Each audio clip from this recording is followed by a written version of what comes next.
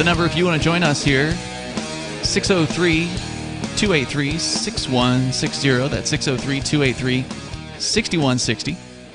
And here in the studio with you tonight, you've got Ian. Bonnie. And Arya. Coming up, Arya, you've got a story to share. Yet another judge, or more than one, I think, in New York now. So it was Ohio that made the news a little bit earlier this summer. A judge was sentencing people to get the vaccine. And sentencing them to that? Yeah. It was conditions of their parole. Correct, probation. All right. I guess that's effectively sentencing them to get the vaccine, yeah. Yeah, I mean, I guess you could choose not to, but then... It'll violate your probation. Well, you would then probably you probably wouldn't be let out or something like that. Well, there was one guy in Ohio, he was out on probation. One of his conditions was he had to get it by a certain time, and he said, I'm not getting it, and it's going to violate my probation. Right. And I don't know if we got an update on that particular story and what happened to him. But that's coming up here, 603-283-6160. The Pfizer vaccine has been approved. So already the U.S. military is now announcing that they intend to mandate the vaccine. Bonnie, you say that a younger brother of yours who is in one of the military branches has told you that he is intending to not get the vaccine. Do you think he's going to really stay true to that promise when he might be facing some sort of a punishment within the military for that? I think he'll get fired or whatever. I think they'll make him get out, and he'll do it. He'll get out. This could be a really good, if that's all there is to it, if all you have to do to get out of the military now is say, I don't want to take your vaccine, that'd be pretty awesome. That would be. I don't think he wants to get out in general, but he doesn't want to take the vaccine even more. From what I understand, that's the position of a lot of people in the military. Is that they don't want to take the vaccine? Yes. Yeah, well, hopefully... And I can't say I blame them. Yeah, me neither. I don't want to be an experimental subject for anybody.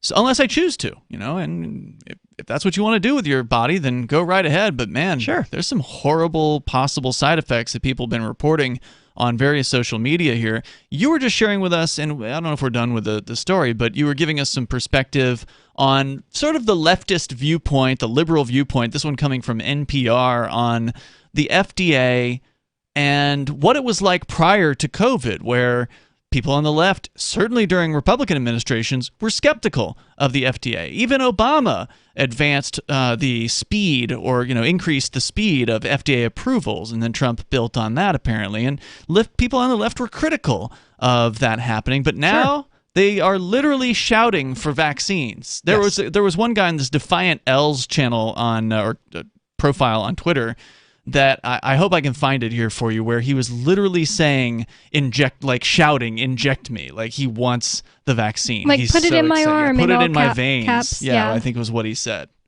That's insane. So, yeah. But yeah, it's actually worse than people know, because the FDA system for reporting drug and device-related health problems is voluntary. So the pharmaceutical companies have to actually bring these side effects to the attention of the FDA. The FDA isn't actually following these drugs once they're released to market. Mm-hmm. They go, oh, we approved it, it's fine. Our job's done here. Yep. Oh, but unless the pharmaceutical company come back and says, hey, oh yeah, by the way, this killed the last 300 people we prescribed it to, the FDA is not going to do anything. These reports are not verified, and critics say the system is underutilized and filled with incomplete and late information. The FDA also monitors other available studies and reports to determine whether it needs to take action on a particular drug. But it doesn't actually do any studies or make any reports itself. Surprisingly, drugs approved in under 200 days were less likely to have safety issues, which the authors speculate could be because some approval packages provide clearer evidence of safety, allowing for more rapid regulatory approval. The study included market withdrawals of 3 drugs: the anti-inflammatory drug Bextra, Zelnorm, which was used to treat irritable bowel syndrome, and the psoriasis drug Raptiva. Bextra and Zelnorm were withdrawn because of cardiovascular risk. This was after the FDA approved them. They withdrew that approval. And Raptiva was withdrawn because of increased risk of a rare and fatal infection that causes brain damage. Some people have said, and I think it might have been Mary Ruwart, Dr. Mary Ruwart, who wrote the book Healing Our World. She's worked in the medical field for a long time. She said that, I think it was her that said that if it were today and aspirin were just developed, and submitted to the FDA for approval, it would never get approved. Why is that? Well, I don't remember her reasoning for that, but basically that it's got problems or whatever. Like there's issues with some people, I guess, and so therefore it would never make it through the approval process, is what she believed. Well, it does cause, stomach ulcers and stuff like that if taken consistently. But things like that got grandfathered in. It thins your blood, and that's what's so creepy to me about aspirin. That's why I try not to take it. I think that's what all NSAIDs do. That's non-steroidal anti-inflammatory drug. Could be. I don't think, I could be wrong. I've always taken ibuprofen because I thought it was like the one that didn't do that, but it is bad for your stomach. Yeah, I mean, any of these things in some I try not to take it at all. Should be problematic. Brooklyn Dad _Defiant, who I've cited before. I've seen Brooklyn Dad before. Yeah, I've heard him before. on this show. He's being featured on Defiant L's. Awesome. Yeah, his Twitter is at MMPADELLAN, Mmpadellan. So in 2020, in December, he says, I can guarantee, so this is after Trump lost, I can guarantee you right now that I will not be taking anything called the Trump vaccine. And then in August of this year, he says, I've already been fully vaccinated. If I need to get a booster, no big deal. I'll do what's necessary to stay safe. I'd like to see America back to normal. How about you? Again, not even a year. Yeah. There's also very happy customers who go back and get multiple vaccines, like Mark. He just likes it so much. Poor Mark. All right, so I think we've gotten the point of I want to story. get this one last quote out because this is a liberal piece here. Sure. All too often, patients and clinicians mistakenly view FDA approval as an indication that a product is safe and effective. Nothing could be further from the truth. Wow. We learn tremendous amounts about a product only once it's on the market and only after use among a broad population. Hashtag safe and effective. Written in 2017, you would never be able to get that published today. Even if you were the head of the FDA trying to say that, the media would not let you share that information. Yeah, that's a great point. There would be a fact checker up on your Instagram if you posted that. Yeah, but it doesn't get clearer than that. It doesn't mean it's safe. And that's true. It is. That's absolutely true. And these drugs should be allowed into the marketplace. Sure. I mean, our conclusion is different. But not mandated. Yeah, we have a similar opinion, but our conclusion is ultimately different. Like, let it go. Let it out there. Fine. Let's get rid of the FDA. Let the marketplace decide. And one of the things that would benefit from that is drug prices would go down because the cost to bring a drug through the FDA approval process, I think it's billions and billions of dollars. I mean, it is not cheap. And more if you want it done quickly. Yeah, exactly. So it takes years and it takes a lot of money, and all that money's got to be recouped in the cost of the medicine. Yep. So that means that it's going to be very expensive. And who hasn't heard of the just horrifying stories of people with some sort of terrible illness that already were just working a day-to-day job or whatever, getting paid very, very little in their lives. They can't afford, they didn't have health insurance. They can't afford this medication that's going to cost them, hundreds of dollars a month or whatever the medication costs. Imagine if that medication were a tenth of its cost. Yep. It could be. It would easily be. Yeah. Just without these competition barriers. And then, of course, patents also are another way that these companies are protected by the government. Yep. Because remember, the FDA process, companies like Pfizer can get through it. I mean, it takes time, but they can get through it. They've got plenty of money. If you cook up something with your friends that, is, let's say you're a scientist or whatever, right? Like, you're made with Reapers. Or whatever. Yeah. You put something together and you believe that it has the capability to help people, and you do trials or whatever, and you're trying to... You can't get through a billion-dollar, multi-billion-dollar process. You don't have the attorneys. Step one, even if you had the money, it's a huge, expensive, ridiculous price. So it keeps competition out of the marketplace. So we don't get a lot of alternative things. And of course, the FDA, you mentioned herbs and things, Bonnie, earlier. They don't approve herbs. They don't even look at that stuff. Raw food is medicine. And if you make claims like that, or that herbs can solve a problem, then they will prosecute you. There's more coming up. It's Free Talk Live. Free Talk Live. It would be better if we talked about the basis of all of this as far as the legal theory. I get the legal theory. That's the problem with people who call like this, Scott. You really sound like you know what you're talking about, but ultimately you don't have anything to prove that you know what you're talking about. And everyone who's ever tried this stuff has gone down in flames. And of course, everyone always says after that, like you're saying about your own self and your own experience, oh, well, I didn't know enough at that time. I know now. And I really don't want to hear any more about this until you actually come up up with some evidence, because I'm telling you, it's bunk and it doesn't work at all, because these people don't follow their own rules. Even if you have figured out from inside their own rules, even if you spent years, as you say you have, researching their ordinances and researching their statutes and how law works and the contract stuff and all of that, none of it matters because they don't follow their own rules. Free Talk Live, 7 nights a week from 7 to 10 Eastern, live on the Liberty Radio Network at LRN.FM. The new 4th edition of Healing Our World, The Compassion of Libertarianism, will take your understanding of liberty to a deeper level and has over 1,300 updated references, new cartoons, and a foreword by Dr. Ron Paul. With discounts for multiple book purchases, the 4th edition of Healing Our World is a great gift for the liberals, pragmatists, environmentalists, and Christians in your life who think libertarianism is cold-hearted. Get yours today at healing.freetalklive.com and use promo code FTL for a $5 discount. There are lots of ways to listen to Free Talk Live. Our podcast has been around since podcasts began, and now the FTL feed is loaded with content besides our full show archives. Did you know that we make it easy for you to customize your podcast subscriptions? We have different feeds, one that includes only our full shows, one with just the Daily Digest, and our main feed that includes everything. You decide what you listen to. It's quick and easy to customize your feeds at feeds.freetalklive.com. That's feeds.freetalklive.com. Hey, you are going to love the movie Victimless Crime Spree. It's hilarious, heartwarming, and carries a ton of inspiring freedom messages. Feeling down about the lack of liberty in your life?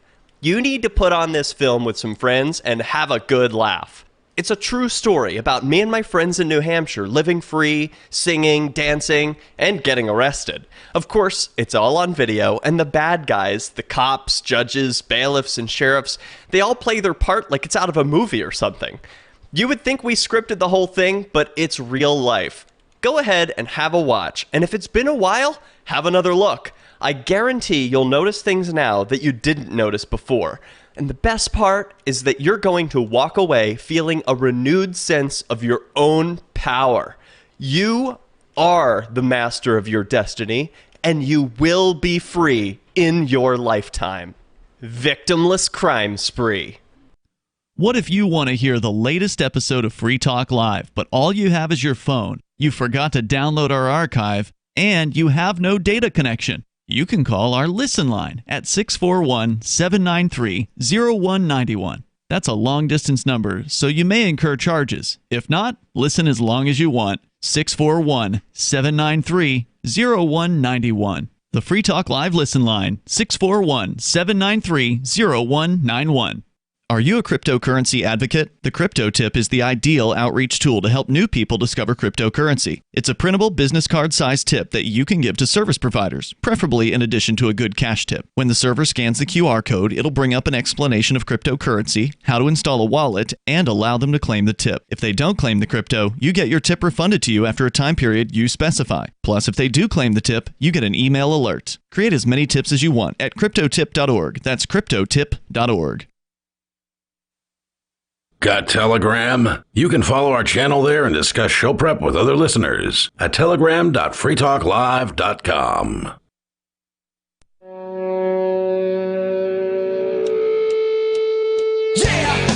It's Free Talk Live. The number, if you want to join us here, is 603-283-6160. 603-283-6160. With you in the studio tonight, you've got Ian. Bonnie. And Aria. And want to make sure you know about Bitcoin.com. You can head over there and you can get started learning about cryptocurrency. Because, well, Bitcoin just hit over $50,000 yesterday. It's now back down to around $49,500 today. But maybe it's on another run up. I don't know. We can't predict what the future is going to hold. But well, for the last several weeks, basically the only Bitcoin value that I've heard about was here on Free Talk Live, and I've listened to it go from $32,000 all the way back up to $50,000. So yeah, it seems to be on its way somewhere. It seems to be that way, and given the amount of trillions of dollars that the U.S. government is pouring into the economy, there's a good chance. I mean, I don't like to make predictions, but it seems like it might go up more in the future. I'm not a financial advisor or anything like that, but Because of the dollar going down? because the dollar is going to likely plummet in value. But there will be two things happening simultaneously when that happens. The demand for Bitcoin will also go up. Likely. Because people will be trying to dump their USD because, it's a scam coin. It totally is. And the demand for Bitcoin is already continuing to go up. I mean, you've got companies that previously had talked trash about Bitcoin, like JP Morgan and other big banks, now creating departments and allowing their investors to purchase Bitcoin through their, high-end investment markets or whatever it is that they do there. So they've totally changed their tune about Bitcoin. You've got mega, stars like people like Elon Musk and Paris Hilton now advocating for cryptocurrency. Busta Rhymes just bought some Bitcoin within the last few weeks. Yeah, he's very excited about it. You got NFL players getting paid in Bitcoin. Yeah. There's at least two now, as I understand it. Wow, there's a second one now. That's cool. I think. I thought Busta Rhymes was asking to be paid in it. He was openly asking on his Twitter account recently whether or not what people thought about getting paid in Bitcoin. So he seems to be thinking that he should start getting paid in Bitcoin too, which is pretty cool. That is cool. And the reason I've happened to hear about that is because I saw a video clip of Busta Rhymes talking trash about the masking stuff and all the vaccine mandates at one of his appearances that he did, like a concert that he was doing recently. So he's one of the few artists that's actually taken a stand against That's awesome. The so-called new normal. He made a good point that I don't hear people talk about enough. He said, I want to see your face, man, because I want to know if you come into the room, if you're, how you're gonna act towards me. I want to see your face. If you're being, he used a word, if you're being shady or something. Or if you've got a smile on your face, right? Like being able to see human expression is one of the most important things that we can do to further non-verbal communication between us. It's a completely natural thing. I mean, we have the right to freedom of speech, and facial expressions are, without a doubt, speech. I totally agree. Let's go to your calls and thoughts, though. Domster is on the line. He's in Ohio. Hello, Domster. Hello, Ian, Bonnie, and Aria. I have two things. First of all, I don't know. Do you have an update on Nobody? Isn't he meant to be released today? Dude, these clowns are jerking him around still. There is no update. Nothing has been put up on Court Listener. The prosecutors were supposed to have all of the release conditions were supposed to be agreed to last Friday. Supposedly they were agreed to. Not this past Friday. Well, they're still not on Court Listener. There's nothing official. There's nothing official. The judge has not yet filed whatever the agreements are. He was supposed to have been, we presumed he would have been released. I mean, they've agreed, hey, this guy should be released. Yes. This detention from this point forward is no longer acceptable. It's illegal. And they're just dragging their feet on it because it's not the prosecutors who are in jail. It's not their family members, not their friend. They don't care. Yeah, so we haven't heard anything since last week when what we heard was that the prosecution and the defense had come to an agreement on the terms. He's, for instance, apparently not going to be allowed to be on Free Talk Live. He's not going to be allowed to talk to any of the co-defendants, and also the list of people that I am also not allowed to talk to, like Mark Edge and other people like that. So. And also, he's not allowed to be on any other podcast or interview that, on the radio or video. But he will be able to do drugs, apparently. But don't you think that's, not even hiding, being against, you guys not being able to talk is, I think, an infringement of First Amendment rights. Oh, yeah. But, it's a clear violation. But it's people could make some kind of stupid argument and, there could be, arguments in court about it. But if you're just not allowed to be on Free Talk Live, that should be cut and dry. That's an infringement on your First Amendment right. Yep. Such a shame. His sense of humor is greatly missed. But, yeah, I miss him a lot. Second thing, I follow Thomas Massey on Facebook. He's a congressman for Northern Kentucky, and I've interviewed him a few times. On Facebook, he put up a post today. It says, "Need a booster? Come to Frankfort, the capital Kentucky, on Saturday for a boost of freedom, approved for all ages, no adverse effects. Field tested since 1776. So there's a Kentucky Freedom Rally, which he's going to be speaking at 1 p.m. on Saturday. I like the idea, but in my opinion, freedom certainly has adverse effects, and that's just how it is, and I'm fine with that. It's all good until the end. It says no mandates, no CRT, well, election reform, and then it says pro-police, which I find really funny. Oh, God. That's so pro-liberty.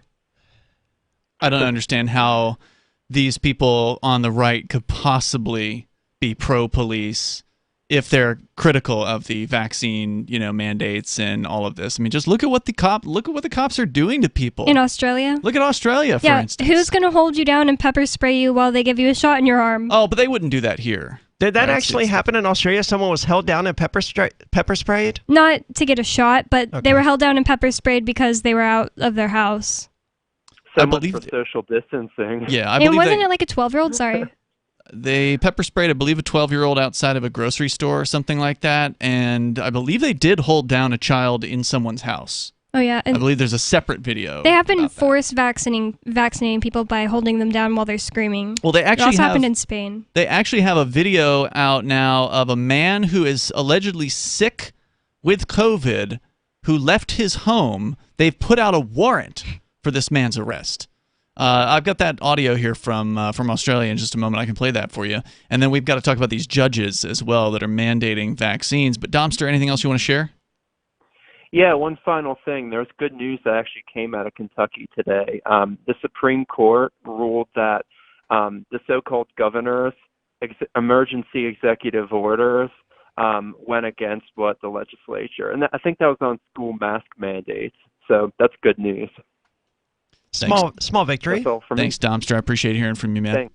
603-283-6160 is the number here. That's 603-283-6160. You can comment on whatever is on your mind. Here's the bulletin as posted on or broadcast on 9 News out of Sydney. Remember, Sydney is in New South Wales, which is the place in Australia which is the worst of all. Sydney has been on lockdown now since June, I think it was. They were going to do 2 weeks, and they did 2 more weeks, and they did 2 more weeks, and they're still doing more and more and more weeks, and it's been extended again and again and again. So here's the latest. It's those doing the wrong thing driving our record case numbers. Among the most concerning cases, a COVID patient who's tonight on the run from a hotspot. Police and health authorities have issued an urgent appeal. I don't blame him. Anthony Karam knows he is COVID positive when he steps into this public lift. He's in an elevator wearing a robe. So I think he's like... So they pulled like CCTV footage of this guy? Yeah, I think he's in like his apartment building or something like that, basically, because he's wearing a robe. Breaking so many rules, he doesn't bother to cover his mouth as he sneezes and splutters. The 27-year-old is still infectious but has gone missing from his Wentworth Point apartment. A warrant now issued for his arrest. This 27-year-old chap who apparently has expressed the view that he doesn't care less whether he spreads the virus. They then show another clip of the man in the same elevator wearing clothes as though he's going out. So they've got multiple clips of him in this particular elevator. Just sort of, being all by alone. himself in the elevator? There's no one else in the elevator. Yeah. And they say he sneezes and splatters, but he sneezes like down into his chest. It's not like it's like splattering and you can visibly see that. You can tell that they're like amping up their language to make him sound nasty. And he's on the run. He probably just went out for a walk or something like that. Although now he may been caught awares that they're on the looking for. Well, what could he be out doing? Living his life? Yeah, everything is closed. Taking a walk or something like that. We can continue here. You can share your thoughts. The number is 603-283-6160. That's 603-283-6160. Bring up whatever's on your mind. Take control of the airwaves here. This is Free Talk Live. Hour 2 is next. After a devastating war, the alien visitors were driven back, and their willing human collaborators were left behind to face the music. When Emma Jean Anderson's ex-lover brings her from prison, Nathan Foster and his 14-year-old nephew Ben are tasked with bringing the pair to justice. An easy enough job until they discover something is inside Emma Jean, and the fate of the planet hangs in the balance. The Family Business by Mike Coopery from BaneBooks.com. Are you tired of governments around the world killing innocent people? Stop using their money. There is an alternative. Bitcoin is a stateless, free market, non-political currency. Bitcoin is money that cannot be inflated or controlled by any state. By continuing to use their money, you're perpetuating the killing. Stop doing it. You have an incredible alternative available to you now. Learn it, use it, spread it. Get started with Bitcoin at Bitcoin.com. It's Bitcoin.com. My name is Jacob Hornberger. I'm president of the Future of Freedom Foundation, which Congressman Ron Paul awarded for having an outstanding freedom website. Write us at fff@fff.org, and we'll send you a free 3-month subscription to our monthly journal of libertarian essays and our booklet, Economic Liberty in the Constitution, which George Mason University economics professor Walter Williams praised in a recent column. That's fff@fff.org. Tired of cancel culture? Sick of mega tech corporations holding an axe over your head? Join the LRN.FM Matrix chat server. It's self-hosted, so no one else can tell us what to do or say. Don't like the existing channels? You can make your own. You can even connect into some of our channels from other Matrix servers. It's federated. For the full LRN.FM Matrix experience, though, you should join our server via the step-by-step instructions at chat.lrn.fm. Chat.lrn.fm. You're listening to the live edition of Free Talk Live. Hour number 2 is next, after the news, here on the Liberty Radio Network at LRN.FM. From Feature Story News in Washington, I'm Simon Marks. The White House says President Biden has not yet reached a decision about whether to extend U.S. military operations at Kabul airport after the Taliban said foreign forces must be off Afghan soil by the end of the month. The president has spoken again with British Prime Minister Boris Johnson. Number 10 Downing Street says the Prime Minister raised the need to continue evacuations even after U.S. military forces withdraw. There is no reference to that part of the conversation in the White House readout of the call. National Security Advisor Jake Sullivan told reporters the president will make his mind up about the timing of the military operations conclusion in due course. We believe we're making progress. We're going to keep making progress, and the president will ultimately make his decision about the precise shape and scope of the operation. And has the president decided whether he is going to need more time? The president believes we are making substantial progress.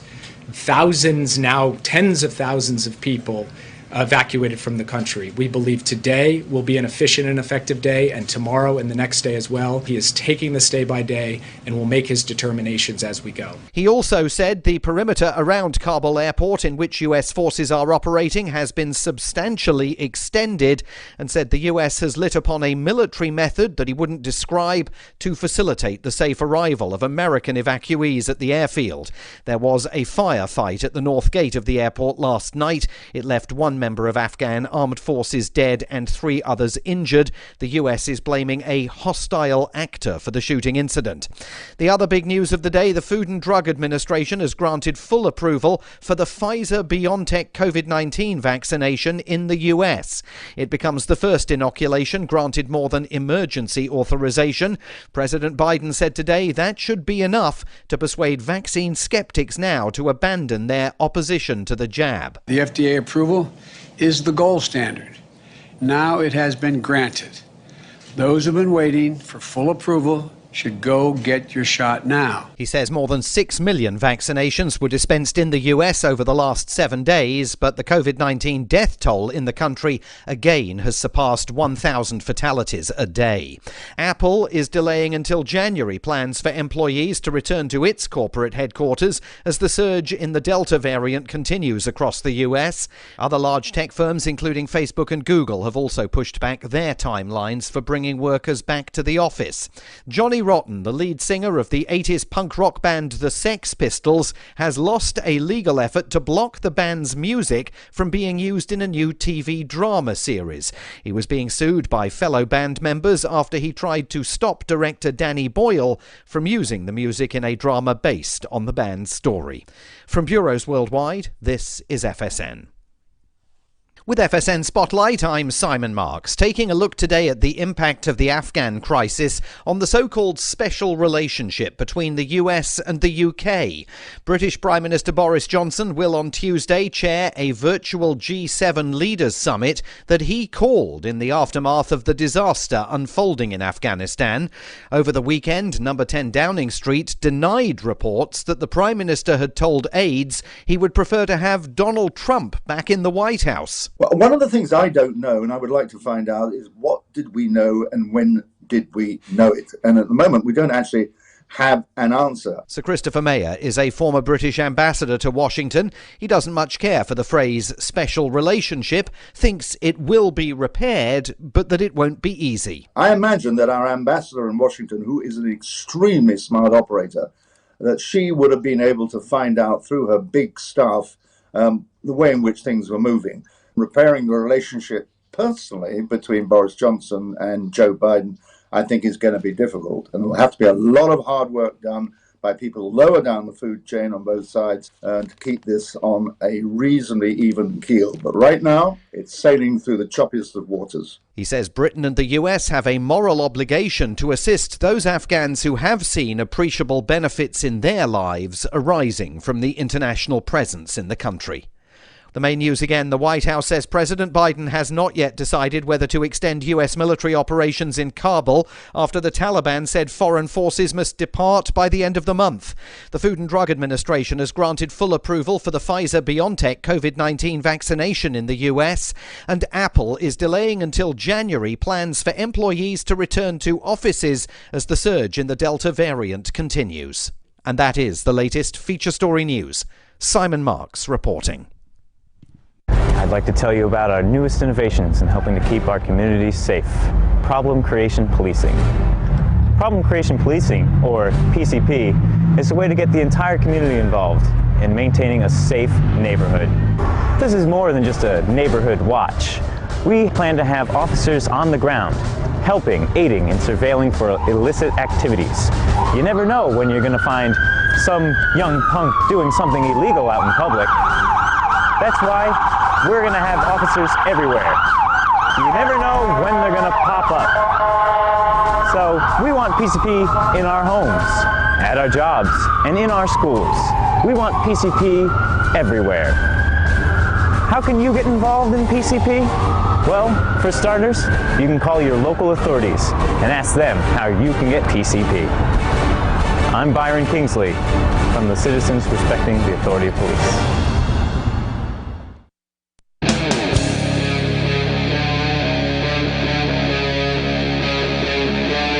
Is granted full approval. Where that came? Oh, okay, that was. I was checking on the YouTube feed. What was that? That was us. At least we know it works. Yeah, so we are back for the moment on streaming on YouTube on the old channel, which we stopped using back in March or April or something like that. I think it was really early April, yeah. So, for those of you who follow us on YouTube and didn't bother to come anywhere else to any of our other streaming channels in the last few months, welcome back. Though, that said, we're probably not going to be there for very long. It's only a matter of time before they pull our live feed down.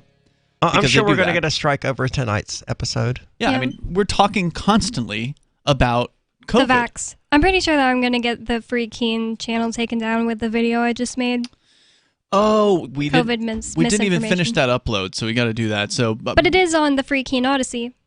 Correct. Why don't you mention what that video was? It's a video of Nikki and I. Nikki is also on the show, and she's a nurse, going to a protest at the Dartmouth-Hitchcock Medical Center in Lebanon. Which is their headquarters. It's a big I thought Nikki said she went to the wrong hospital. Yeah, it's really funny because it's there's multiple locations of this hospital. Like there's a Lebanon location or whatever they call it, and there's a Concord location.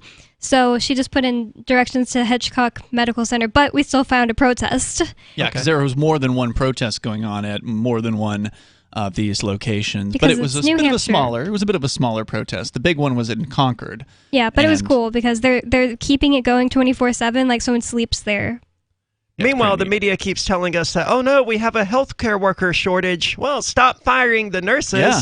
and you may do something about that shortage. And this lady in the interview says she's likely going to get fired because she's not going to take this vaccine. And if nurses aren't willing to take the vaccine, then that should probably tell you something. If doctors are saying they don't want to take the vaccine, that should tell you something. That tells you that, hey, there is no consensus on this vaccine. People have different opinions about it. The lady that I interviewed, I think she's pretty cool because I asked, are you going to quit or are you going to get fired? And she said she's going to get fired because she wants to like go down fighting for the other people that want to, she doesn't want to just like let this be the new norm and then new nurses get hired that will get the vax or whatever, So if you want to see that video, you can go to video.freekeen.com. That takes you right to the Freekeen Odyssey channel.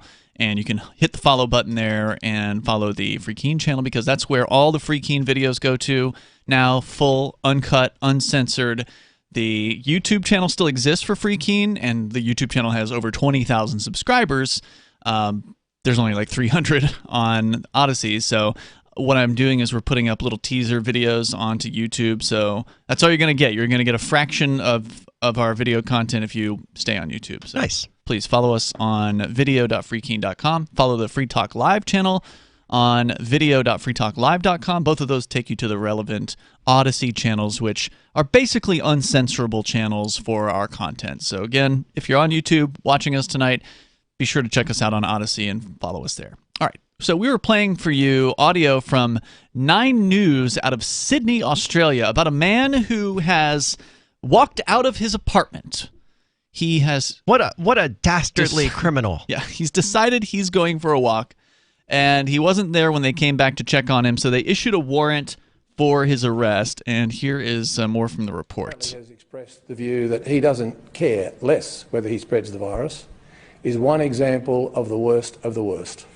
There's little sympathy. Even though he's done absolutely nothing to, put anyone in jeopardy. He's not gone around and like coughed on people or, done anything to threaten people. He's just left his apartment. I mean, and he's presumably one of few people in Sydney who have actually left their apartment. So there's no one for him to interact with out there anyway. That's pretty true. In the elevator footage, he's all alone. If anyone... Good. Sorry, they're not claiming that like a huge outbreak occurred because of this, and they have multiple days of him going out. Yeah, and there's no huge outbreak there in general, but they've locked everyone down. It was over one guy who died from COVID or got COVID or something like that. Yeah, one guy in like a pet food factory or Wasn't something. it New Zealand where it was one guy, or? No, New Zealand also was a very small number of people, though. So, and they are also cracking down. Ignoring the health orders. Even this group of teenagers caught partying after dark at the bottom of the North Bondi Cliffs. Herded to higher ground by Polaire's spotlight and speaker, the 8 boys were placed in handcuffs and left to explain a $1,000 fine to mum. Yep. So, don't pay it. Busting people on teenagers. 8 people, 8 boys out by some cliffs. Yep, hanging out. Probably boosting their immune system, smoking weed Just in the open air. Arrested. And now they're arrested and cited and probably booked and fingerprinted and all of that. And I agree with you, Bonnie. They should also not pay these fines. And that should also be true of the hundreds of people that were issued citations, or I believe they call them infringements there in Australia. They were issued infringements for doing the protests over the weekend in Melbourne, where there were huge numbers of people that were in the streets protesting. The police attacked them. There was actually like violent attacks between both sides, people obviously defending themselves against the police.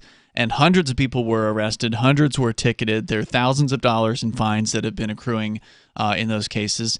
Do not pay a single cent to these people. No, don't feed the animals. It just encourages them. Exactly. Oh, God. You mentioned the animals. I saw a video. Oh, yeah. Don't tell Aria. It's going to upset her. I already told her. Well, I saw a video of like hundreds maybe of people breaching a police barricade yesterday in I think it was Sydney, but it was Australia, in a city. I don't think those big protests are happening in Sydney. At least I haven't seen anything that has claimed to be from Sydney. All the I guess I don't know videos it was were Sydney. Melbourne, But it was a I video. think. I mean, a city. Which is a big city there. Yeah. Since you mentioned animals. Yeah, I didn't mean to, but I got to get this. I do want to make sure we get to this story. And since we're talking about New South Wales, it's the same place. Okay, same place where they're putting a warrant out for arrest for a guy who's gone for a walk. The same place where kids hanging out at the cliffs, which is a completely open air kind of location, have been targeted and arrested.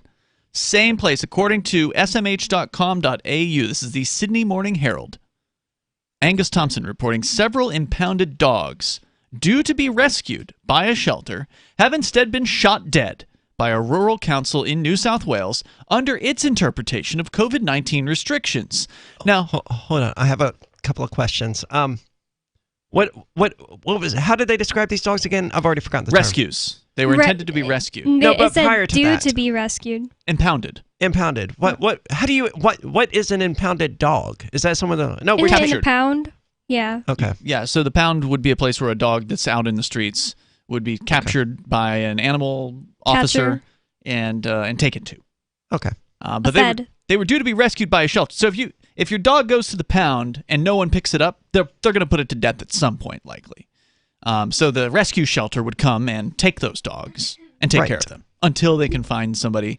Because the pound, as I understand it, and if you've worked at one and you can correct me on this if I'm wrong, the pound will only let you take your dog back. So you don't go to the pound and look for a dog. It's not like the Humane Society. But they'll give them to shelters. They will give them to shelters, maybe in some cases, maybe in others they won't. I don't know what rules they have about which ones they will or won't, but they will not just... You don't just go down to the pound and say, let me see what dogs you have. You say, hey, I lost my dog. Here he is. This is his picture, or here's his tag information. And then if they have your dog, you probably pay them some sort of an impound fee, like you would do to get your car out of impound, and then they let you have your dog back. But in this case, they were shot. But like with a gun? Yes, shot dead. Hold on, with a gun? Yes. How else when you would said you that shoot before, them dead? I don't know why. I just thought you meant with a shot. No, that putting is a them weird way to down say in it. a relatively humane way. I'm pretty sure they didn't do that, but they have alarmed animal activists and prompted a government probe. So don't worry, the government's going to investigate The itself. government did this! Yes, they did. Well, I thought it was... Oh, wait, it was a pound, so it is governmental, It's government right? run, yep. Yeah. Berkshire Council in the state's northwest killed the dogs to prevent volunteers at a Cobar-based animal shelter from traveling to pick up the animals last week. Because you can't have people traveling in New South Wales because COVID. So kill the dogs. My other question, it says slated to be rescued. Does that mean that they had owners that were... No, they that rescued. means it could have been somebody's dog that they said, this is my dog, and they were going to go get? No, it was means the they were going shelter. to rescue shelters. Oh, okay. The shelter was going to come pick them up, but that would have required volunteers to drive there in order to pick them up. And we can't have that because COVID, because lockdown. So they have to shoot a bunch of dogs. They shot the dogs. Yeah. We're coming up here, 603-283-6160. Just stay safe. Do you feel like your nation, state, or community no longer holds your values? Have you dreamt of a place where people agree that liberty is important and are free to pursue their projects so long as they respect the property of others? There are many people just like you that are discovering freeprivatecities.com. Their social media links are at the upper right of the page at freeprivatecities.com. All skill levels will be needed when the first of the Free Private Cities opens. It's sooner than you think. Stop arguing and build. freeprivatecities.com. Breaking weather news. Belize is sunny and around 82 degrees every day this week. What's the forecast for your life? If current politics and economic prospects are cramping your freedom, escape to the tropics. ECI Development has affordable second homes for you to own or rent in Belize and other tropical countries. Places with stable governments and growing economies. Secure your freedom now. To find out more, send an email to ftl@ecidevelopment.com. Some of you asked, and now we've delivered. LRN.FM's live Keene, New Hampshire studio shows are now streamed in HD on Twitch. Visit our channel at twitch.lrn.fm and give it a follow. If you have Amazon Prime, you get one free subscription on Twitch. If you use it on our channel, Twitch will give LRN.FM a monthly piece of your Prime subscription cost. So please watch, follow, share, and subscribe to twitch.lrn.fm. That's twitch.lrn.fm.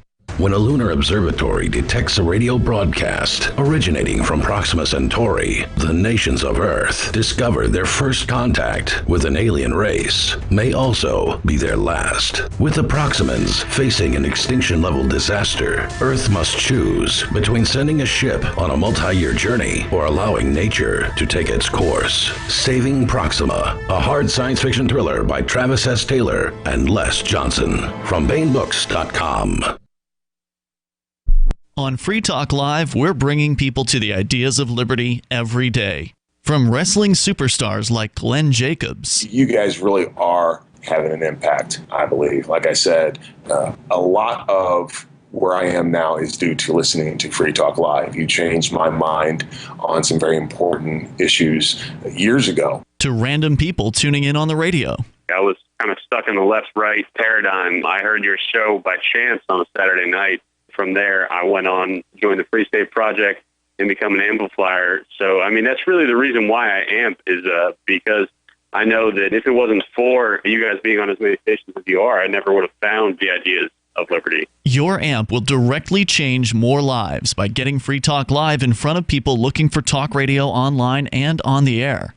When you amp Free Talk Live, you get perks like access to the AMP-only Facebook group and AMP podcast. Visit amp.freetalklive.com. If you want to know the latest about Free Talk Live before we go on the air, all you need to decide is how you want it delivered. It's your choice. Visit news.freetalklive.com to receive our usually weekly news updates by email. Plus, we have a Twitter account at twitter.freetalklive.com, and you can follow us on the decentralized Mastodon platform at toot.freetalklive.com. So please follow us at toot.freetalklive.com and sign up for our emails at news.freetalklive.com. Is oral health important to you? If you don't like your own teeth, fresh breath, or kissing people, then by all means stop listening. Several years ago, I met Jessica Armand, founder and CEO of My Magic Mud, and I became passionate about the product that she created and never want to live without it. It's clinically proven to whiten teeth, but I find it does much more. They want you to love My Magic Mud as much as I do, so they're giving you a money-back guarantee plus 20% off. Go to mymagicmud.com and use coupon code FTL20 at checkout. mymagicmud.com, FTL20.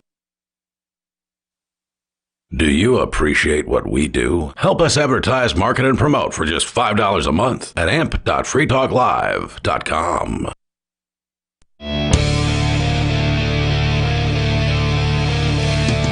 This is Free Talk Live. The number here is 603-283-6160. That's 603-283-6160. You can bring up anything that you want with you in the studio tonight. It's Ian. And Bonnie. And Aria. Coming up, we do still have to talk about the judges. I teased that earlier in the show tonight. I do want to get to that story, but you are calling in, so we're going to get to your calls and thoughts. But I did want to update you. There is a new story about the dogs that were shot to death in New South Wales, Shire Council, which is apparently a rural area. So New South Wales is like the state, and then they're the pound, Sydney. right? So they probably put animals to sleep. I hate using it. They probably kill animals relatively frequently. I mean, most shelters run by the state are not no-kill shelters. So why did they resort to shooting them with bullets in order to do this? Does it explain? Like, that's so weird. Do they normally shoot dogs at this? Maybe they do. pound? I mean, Because it is Australia, and they're out in the woods basically, or I don't know if there's woods there. It looks like it might be the desert. I really hope that Conan is right and Australia just isn't real. Well, this is a location that's nearly a 9-hour drive from Sydney. So New South Wales, fairly large state. And they have Melbourne? No.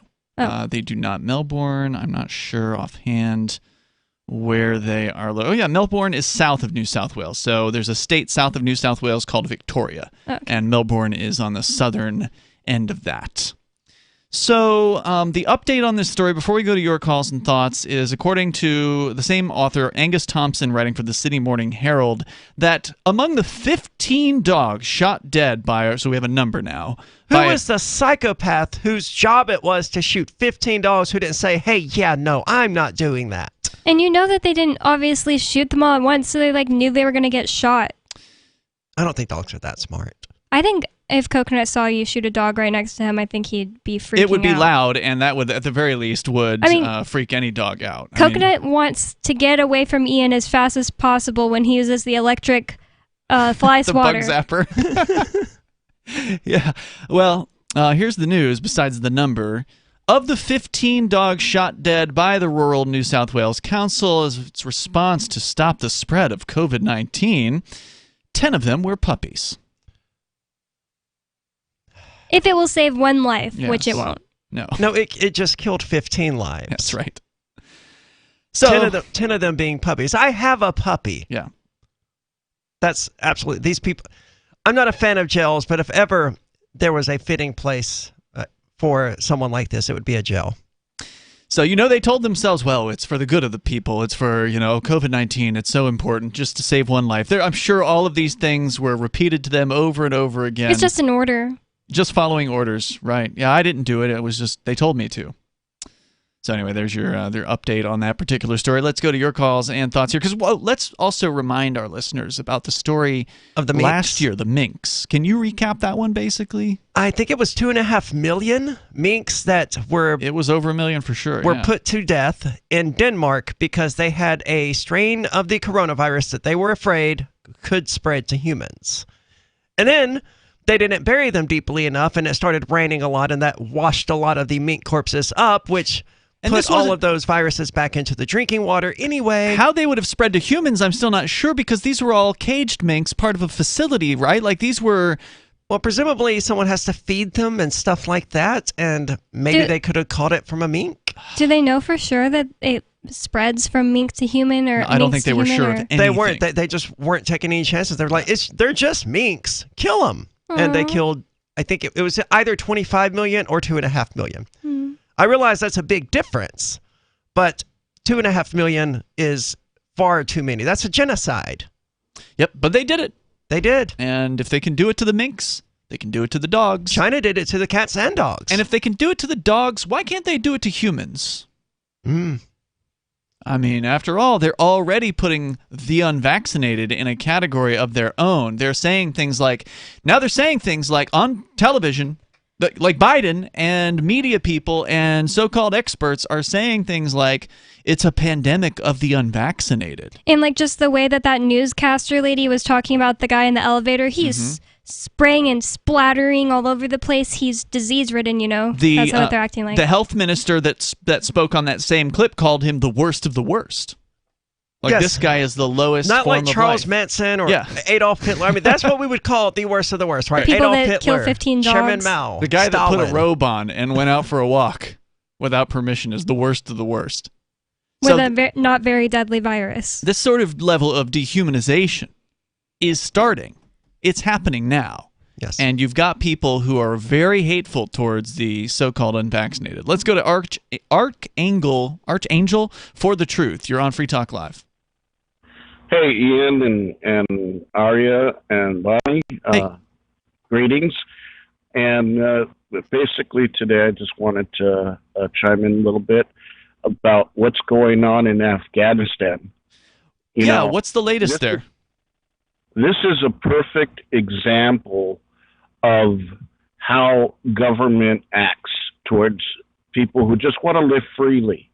They're not out there trying to cause a problem, but you have the Afghan people being threatened, their freedoms being threatened by these terrorists, the Taliban. And in much the same way, we have the same thing here in the States.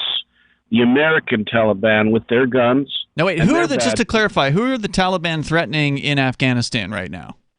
Well, they're a state. They were threatening the people there that don't want to be under their control system. They want to force upon the other Afghan people there. Sure. So they're not that much different than the American government, who also forced a group of people on the Afghan people. They forced their puppet dictator on top of them as well. Exactly. Okay. And that's exactly what's going on here in the States is, they people look at law enforcement as individuals that they're these great people that, are doing things, but all they're doing is they're using force to infringe us of our rights and of our freedoms. And they are no different than those individuals in Afghanistan, the Taliban, who are also using force to take away the rights and the freedoms of people. And it's wrong. Yeah, no doubt about it. And Ian,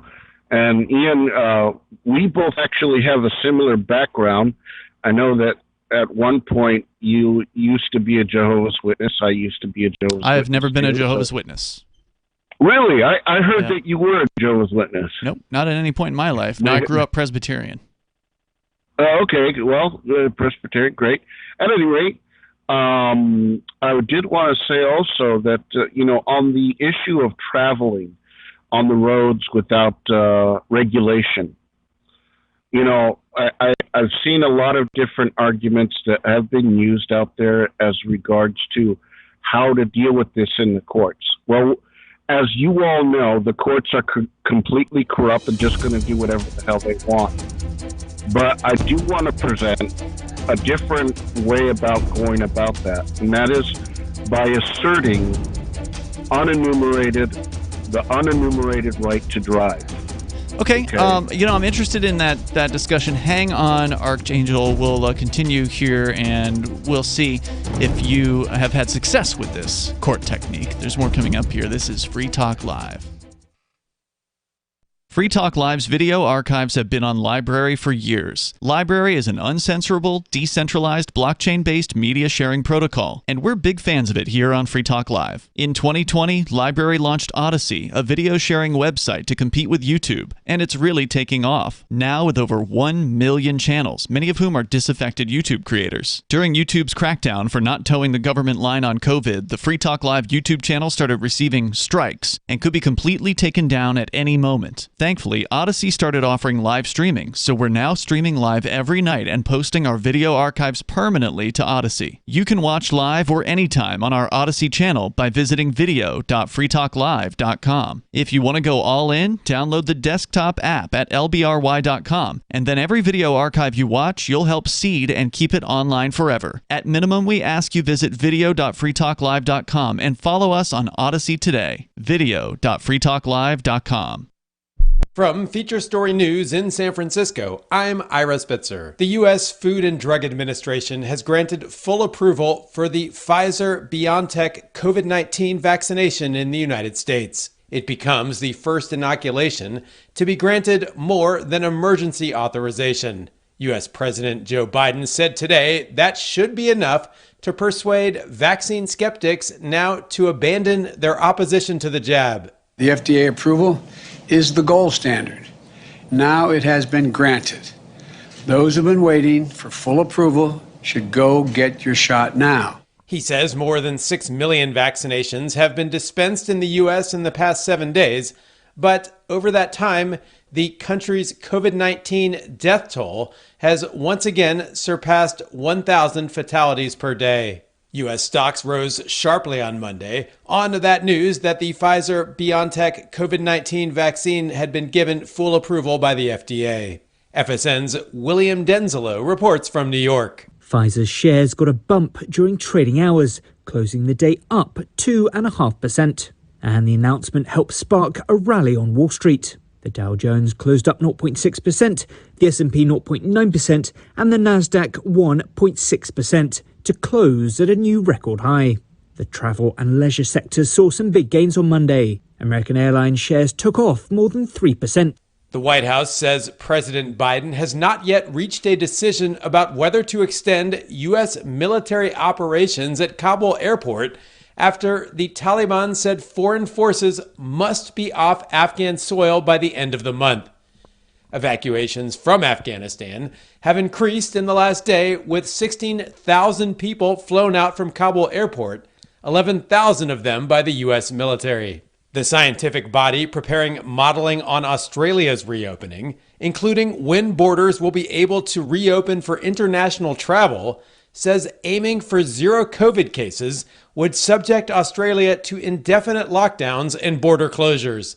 Kim Cartwright reports. The Doherty Institute is the scientific body behind modelling being given to Australia's National Cabinet and says it will be safe to reopen once Australia's population reaches 70 to 80% vaccination rates. Professor Sharon Lewin says Australia cannot expect to keep the virus out forever. To think that we can reach high vaccination targets, open up and have no COVID is just not realistic. Professor Lewin also says a push for zero COVID infection rates would mean indefinite restrictions. If there's a desire to have zero COVID, it would mean locked state and international borders indefinitely. However, a group of economists and medical researchers have released a separate study arguing the nation should be aiming for 90% vaccination. From bureaus worldwide, this is FSN.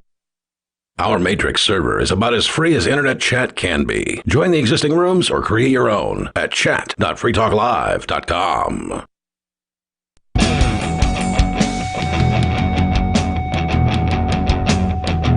It's Free Talk Live. You can bring up what you want here. The number is 603-283-6160. We've been, of course, talking, seems like we talk more about New South Wales, Australia, than anywhere else on the planet. That's where the tyranny, at least in Western society, seems to be the strongest. Yeah, it's pretty intense what they're doing to people there. Lockdowns have been going on there for months now. It is, of course, wintertime in Australia, so keep that in mind if you think that, oh, they're just so much more harsh in Australia. No, just give them time in the United States. They're rolling out the vaccine passports now. Now there's going to be a FDA approval for the Pfizer vaccine, so no more mandates are going to be coming out between now and the end of the year. And then once it starts getting cold and people start catching the flu again, which arguably was being identified as COVID over the last year, all of a sudden the cases are going to go up and people are going to start dying and they're going to just start cracking down again. They've already begun the process, so just wait for that.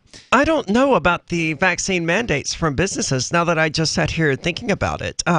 Like at my other job, if they were to attempt it and they can't afford to lose even a single employee. Because it's so bad right now with not enough staffing. And that's the story I hear from friends. I got a friend who works in McDonald's who closes on like Saturday nights with 3 entire employees in the store, and she's one of those. It's like they can't, if they lose one of those, they close. Well, that's why it's all the more important now for people who are like us, do not want to get this vaccine, to refuse. If you're working at a job, to be willing to face whatever those consequences are, put your foot down and say, no, I'm not going to get it. If you need to fire me, you can do what you got to do. I mean, in most cases, ask yourself, can they actually afford to fire me? That's a great question. Let's go back to your calls here. We got Archangel for the Truth. He's on the line. You wanted to talk about courtroom tactics, specifically on the right to travel. And I wanted to make sure you had a chance to explain what you were saying there. So go ahead. Yeah. So basically, it's not just the right to travel, because we already know, that we have a right to travel. But I'm also saying we also have a right to drive, because ultimately it is an unenumerated right under the 9th Amendment. And so I have had a victory as regards to that, although ultimately I do want to keep my private information private, but I do have my channel, which people can go to, which is Archangel for Truth, that, explains this process. Now, the other thing I wanted to point out. Well, can you briefly explain what the process is that you went through, that you say was successful? Right. So first of all, you're going to raise an as-applied and facial challenge to the regulation itself within the state specifically, and you're going to use as your reasoning your 9th Amendment right to drive. Okay, and so these are the arguments. A 9th Amendment right to drive. Now, I'm pretty sure it doesn't identify driving in the Constitution, so what do you mean by that? Right. So in order to understand the 9th Amendment, you need to understand that the 9th Amendment tells us that we have rights that are not enumerated by the Constitution, and that these rights are not to be denied or disparaged. It also says that the Ninth Amendment, these unenumerated rights, are rights that are retained by the people. That's very important because it doesn't say that these rights are retained by the state or by the government or by the judiciary. It's by the people. Okay. And so the Ninth Amendment, which we've discussed it before on the show, it's a pretty short amendment. It says the enumeration in the Constitution of certain rights shall not be construed to deny or disparage others retained by the people. So you're saying, are you filing something with the court, like a motion or a notice, or what are you filing to, bring this up? Right. So whenever, let's say, for example, you're getting a traffic citation or whatever, you're going to use that as a challenge to that citation. Or you can seek injunctive relief from a state regulation by filing an injunctive motion. Have you had success with any of these? I'm sorry? Have you had success with any of these? Or have you ever filed an injunction against a state? Yes, I have. And where does one find your profile? Because it's getting a little bit deep. It's getting a little hard to follow. You say you have a channel or something. Do you explain this stuff? Do you have examples of what you filed? Do you have any kind of step-by-step for people? Because if things get too complicated, it can be a little hard to follow. Sure. Now, I want to preface all of this by saying, I am not an attorney. I don't give legal advice, but I can offer my opinions. And certainly that is what I am doing here. And so my channel is a YouTube channel. It's called Archangel for Truth. I have debated an attorney on it. Is that with the number 4 or the word 4? Number 4. Okay. Yeah. And anybody who has any questions about that are welcome to ask me, whatever questions they want. I don't charge anybody any money for any information. Well, I'm glad to hear that, because there are a lot of so-called gurus out there that, they charge thousands of dollars or hundreds of dollars for the supposed secrets, of how to win in court. It does concern me that you won't actually reveal information about who you are and your actual, proof that you've won anything. So, that is obviously cause for concern. I'd say that's a red flag. But, if you're offering information for people and you're doing it for free, kudos to you for that. I'd like to see some more hard evidence of an audio, recording of court, what happened to you in that particular case. A good example of this would be Sean Morley, who is a former WWE wrestling superstar who actually went to court and took a traffic ticket to court, and he did beat it. And he did stand on a very principled stand. It wasn't complicated. He didn't file anything complex with the court in advance, and he just made a real principled stand in court. And I forget exactly what stand he took, but you can actually find him. He's got a YouTube channel. It was pretty entertaining, and he did get audio of that. So I'd like to encourage you to get some recordings of this. It's not hard to go out and get a traffic ticket and challenge one of these things. The other trick is, if you have a system, if you have something you believe works, it should be duplicatable. And that's where a lot of this stuff breaks down, because what will happen is somebody will say, oh, well, this worked for me. But then somebody else tries it and it doesn't work for them, because it's all completely arbitrary what these judges do in a courtroom. And from what I can tell, there is no system that is in any way consistent with how often it works. Right. Well, I agree with what you're saying 100%. And oftentimes in lower courts, you're going to have that. And a lot of times the victories that are going to happen in the higher courts. Have you ever had a victory in a higher court? I didn't actually have to go to a higher court. I was able to win my case in the lower court. Gotcha. And because that's what people say a lot, is that, you're going to lose in the lower court. You've got to appeal up to the higher courts. And I don't know anyone who's, had much success doing that. But then again, I don't know many people who are willing to try unusual court techniques. But thank you for the call tonight. I appreciate hearing from you, and good luck out there. I wish this stuff was more consistent. I wish you could win. Absolutely. Appealing is a very confusing thing to do. It's confusing to go to court, number one, just from the word go, to attend a court hearing, and you're up against people that are professionals. They get paid to know their stuff, and they're going after you. They want to convict you, and that's what they do. And you don't. You don't have the time to, especially if you work somewhere. You don't have hundreds of hours to do legal research and check on other cases and all that. And it's so frustrating. It really is. It is, and it's designed to do exactly that. Yeah, and when you lose the first level, you're like, oh God, I don't want to keep going at this, and you just walk away from it. More coming up here. You can join us. It's Free Talk Live. The Free State Project has reached its goal of 20,000 liberty lovers who've pledged to move to New Hampshire and get active to achieve liberty in our lifetime. Perhaps you're trying to figure out what part of New Hampshire should be your destination.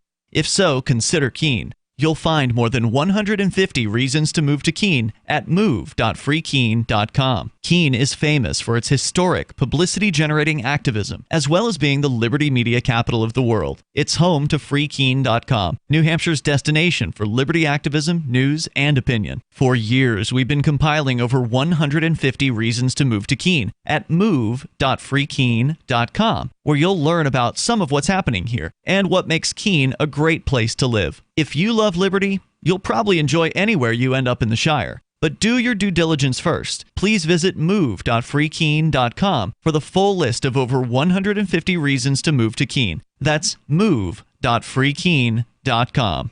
There are basically two types of advertising: direct response and branding. Radio's great for direct response with its low cost to listener ratio, but audio can't be beat for branding, which is a longer term endeavor. You want to be the first thing that someone thinks of when they think about your product or service.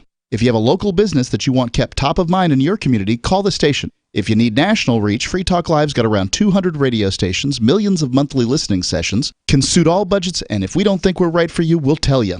Email me, mark@freetalklive.com.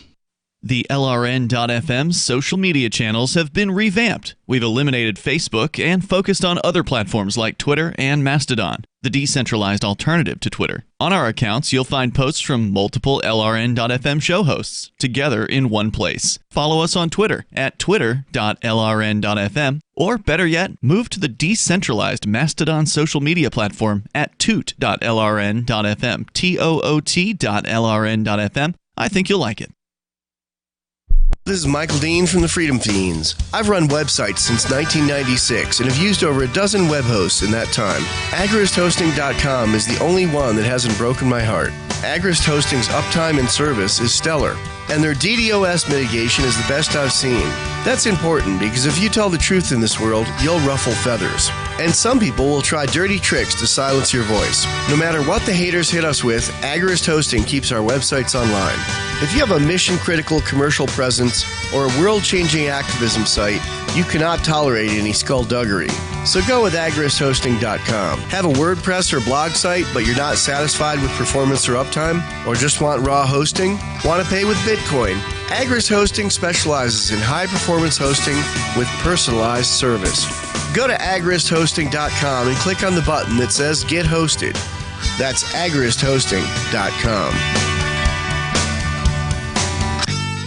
There are lots of ways to listen to Free Talk Live. Our podcast has been around since podcasts began, and now the FTL feed is loaded with content besides our full show archives. Did you know that we make it easy for you to customize your podcast subscriptions? We have different feeds, one that includes only our full shows, one with just the Daily Digest, and our main feed that includes everything. You decide what you listen to. It's quick and easy to customize your feeds at feeds.freetalklive.com. That's feeds.freetalklive.com. Looking for a great real estate investment? Consider New Hampshire, which is ground zero for the Liberty Movement. Your first call should be to Mark Worden from Porcupine Real Estate. He's more than just a real estate agent. He's your New Hampshire concierge. Where are the best places to live? Do you want farm, city, the burbs, or forest? Do you want a duplex or multifamily building so that renters pay your mortgage? There are homes in all price ranges in New Hampshire, and Mark can help with financing too. Invest in liberty and property. Mark Worden can help. PorcupineRealEstate.com.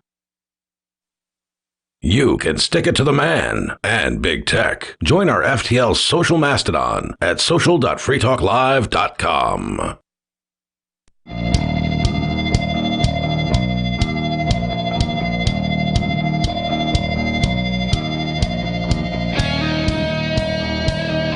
It's Free Talk Live. The number, if you want to join us, 603-283-6160. That's 603-283-6160. We got more coming up here, including the judge. Another one, maybe more than one judge, that is telling people they have to get the vaccine in their court case. There's at least two. Yeah, and that's in New York, right? Yes. Because that's in addition to another guy in Ohio that we reported on a couple months ago. You can join us. You can bring up whatever you want. That story's on the way. Plus, new lockdown restrictions coming to New South Wales and Greater Sydney. So how much more can they restrict these poor people? As much as they'll get away with. That's what this is all about, Arya. This is about these governments all around the planet literally seeing how much they can get away with. It certainly seems to be that way. We're going to go back to your calls and thoughts here, though. Dave Ridley is on the line from RidleyReport.com. And, Dave, you're on Free Talk Live. Hey, folks. I wanted to for an update on the NH exit drive. Yeah, the drive to get New Hampshire out of the United States, declare independence, if you will. So I'm going to try to go from most recent to least recent, since I'm guessing you guys have probably already reported on the older stuff. But the most recent thing that happened, you probably don't know, is I guess Marcus Ruiz Evans, the VP of Cal Exit, has now reported that he believes we have taken the lead over him. What? Wow. How can that be? Well, hold on. Cal Exit. Well, we have state reps involved. True. I mean, but to be fair to Cal Exit, I mean, they've made major press. There's been a lot of press about the Yes California, I believe, is the campaign there, where for years they've been, collecting petition signatures, and they're doing it again now to try to get a ballot question on the ballot. I think coming up this year, maybe, or next year, to ask California voters whether or not to consider leaving. But why would he say that? Yeah, I think it's because we've got reps, and they are having to go so bottom up. Mm. Well, I mean, this is bottom up, too. Sure. I mean, this all started when you called the show and you were like, yeah, we'll put in $1,000 for this. Yeah. And then, we started talking to some people, and we found one rep that was willing to talk about it, and then we found another one. And ultimately... And now there's like 6 or 7 in that email. I don't know how many there are. 6 or 7 may be an exaggeration, but there are more than 2. Yeah, this is as bottom up for New Hampshire as it can possibly get, because we don't have a ballot measure system here. There's not, you can go out and collect 100,000 signatures. It doesn't mean anything in New Hampshire. There's no system to put something on the ballot through raw numbers of signatures. So in order to get something on the ballot here, it has to be a constitutional amendment, and that means you have to get over 60% of the state reps and the state senators to vote for it. So if you don't have grassroots support, you're not getting 60% of the state reps and the senators to vote for a thing. Anyway, go ahead, Ridley. So where did he make this comment? I share your skepticism. I interviewed him yesterday for my channel. Oh, cool. I told him, I'm also skeptical, because they do have so much more press than we do. Way more. For now. They also have scandals, which we don't. So that may help, and they recognize that. So he's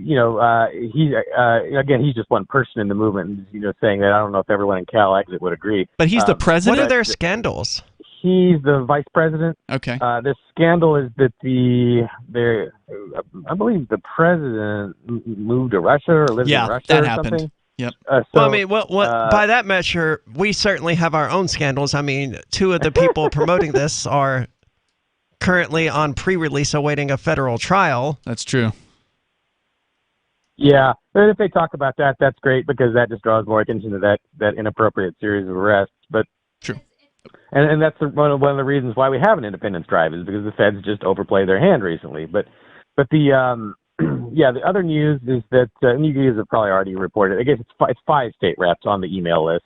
Like you said. And the other thing that has happened, it's important to start thinking about what are the pieces of if you're going to make a Hail Mary pass, you have to ask, well, what happens if the pass does not get caught, which this one probably will not. And you start looking at, well, what have we achieved just by throwing the pass, right? Okay, so here's what's already been achieved. You have got mentioned the idea. Just our internal discussion has already been mentioned in the big press. Really? On The Verge, yeah. There was part of the article about you guys being arrested, but they mentioned the independence drive in that. It was one sentence in that article. Yeah, but it was my favorite sentence. It was a good one. I mean, there's no doubt about that. But we need real press coverage, and I think that will come when the bill is actually submitted, when it's actually, the process is rolling forward, and this thing is going to get a public hearing, and then we can put the word out about it, because that's worth talking about. The second thing that has already been achieved is, I guess, looks like traffic on forum.shiresociety.com has already doubled.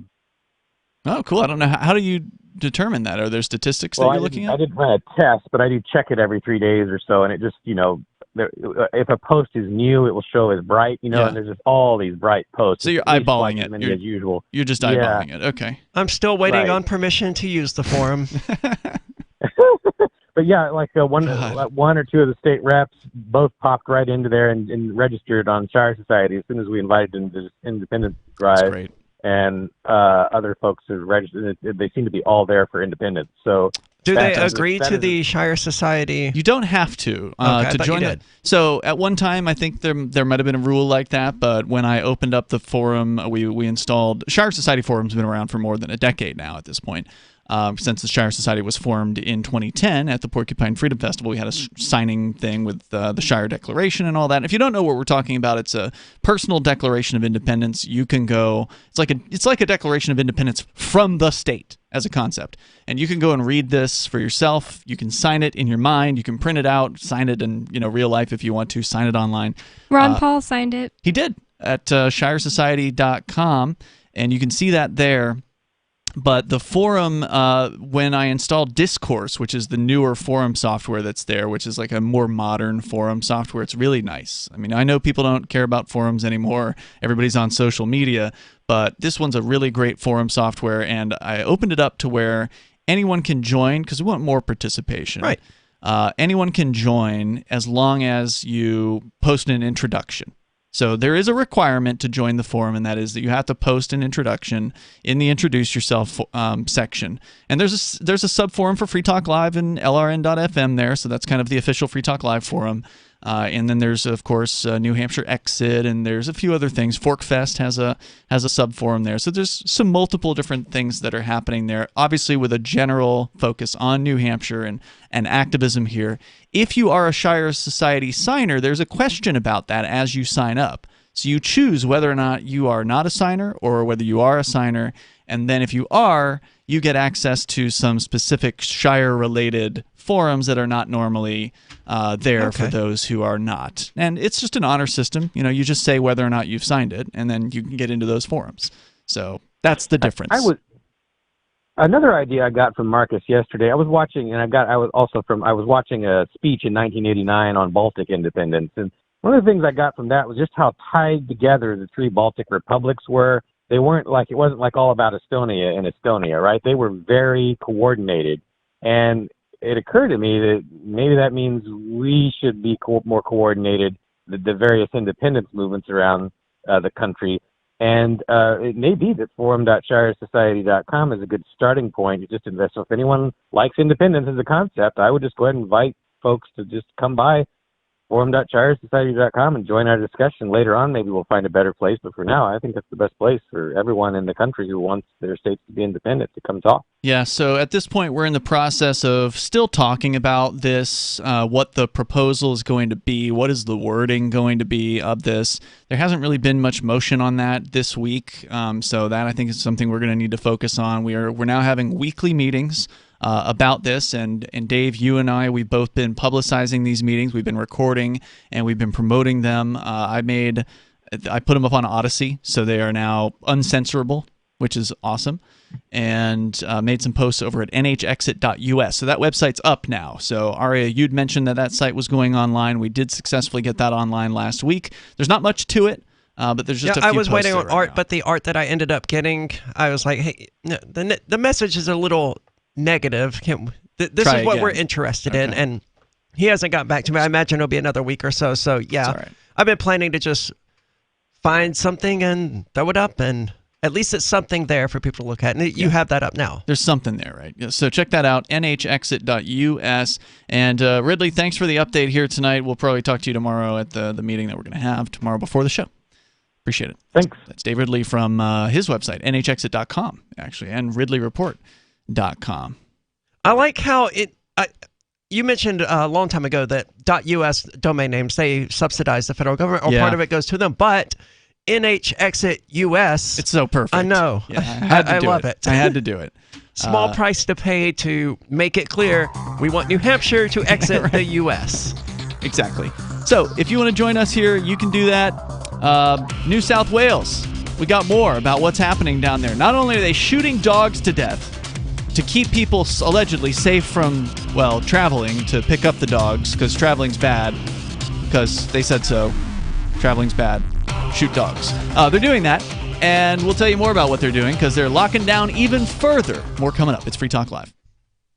Are you tired of governments murdering people around the world? Stop using their money. There is an alternative. Bitcoin is a stateless, free market, non-political currency. Bitcoin cannot be inflated or controlled by any government. By using their money, you are helping the state. Stop doing it! You have an incredible alternative available now. Learn it, use it, spread it. Get started with Bitcoin at bitcoin.com. That's bitcoin.com. Do you feel like your nation, state, or community no longer holds your values? Have you dreamt of a place where people agree that liberty is important and are free to pursue their projects so long as they respect the property of others? There are many people just like you that are discovering freeprivatecities.com. Their social media links are at the upper right of the page at freeprivatecities.com. All skill levels will be needed when the first of the Free Private Cities opens. It's sooner than you think. Stop arguing and build. freeprivatecities.com. So you've signed the Shire Society Declaration and are planning your move to New Hampshire to be around more liberty-oriented people. Next, sign up for the Shire Society Forum at forum.shiresociety.com. There are a bunch of people there who are already in the Shire, and they want to meet you. If you're already in the Shire physically, you should also come by the forums. Remember, not everyone uses Facebook. New people are signing up for the Shire Society Forum every month, so drop in and say hello at forum.shiresociety.com. What if you want to hear the latest episode of Free Talk Live, but all you have is your phone, you forgot to download our archive, and you have no data connection? You can call our Listen line at 641-793-0191. That's a long-distance number, so you may incur charges. If not, listen as long as you want. 641-793-0191. The Free Talk Live Listen line, 641-793-0191. You're listening to the live edition of Free Talk Live. Hour number 3 is next after the news here on the Liberty Radio Network at LRN.FM. From Feature Story News in San Francisco, I'm Ira Spitzer. The U.S. Food and Drug Administration has granted full approval for the Pfizer-BioNTech COVID-19 vaccination in the United States. It becomes the first inoculation to be granted more than emergency authorization. U.S. President Joe Biden said today that should be enough to persuade vaccine skeptics now to abandon their opposition to the jab. The FDA approval is the gold standard. Now it has been granted. Those who've been waiting for full approval should go get your shot now. He says more than 6 million vaccinations have been dispensed in the U.S. in the past 7 days, but over that time, the country's COVID-19 death toll has once again surpassed 1,000 fatalities per day. U.S. stocks rose sharply on Monday on that news that the Pfizer-BioNTech COVID-19 vaccine had been given full approval by the FDA. FSN's William Denzelo reports from New York. Pfizer's shares got a bump during trading hours, closing the day up 2.5%. And the announcement helped spark a rally on Wall Street. The Dow Jones closed up 0.6%, the S&P 0.9%, and the Nasdaq 1.6% to close at a new record high. The travel and leisure sectors saw some big gains on Monday. American Airlines shares took off more than 3%. The White House says President Biden has not yet reached a decision about whether to extend U.S. military operations at Kabul airport after the Taliban said foreign forces must be off Afghan soil by the end of the month. Evacuations from Afghanistan have increased in the last day, with 16,000 people flown out from Kabul airport, 11,000 of them by the U.S. military. The scientific body preparing modeling on Australia's reopening, including when borders will be able to reopen for international travel, says aiming for zero COVID cases would subject Australia to indefinite lockdowns and border closures.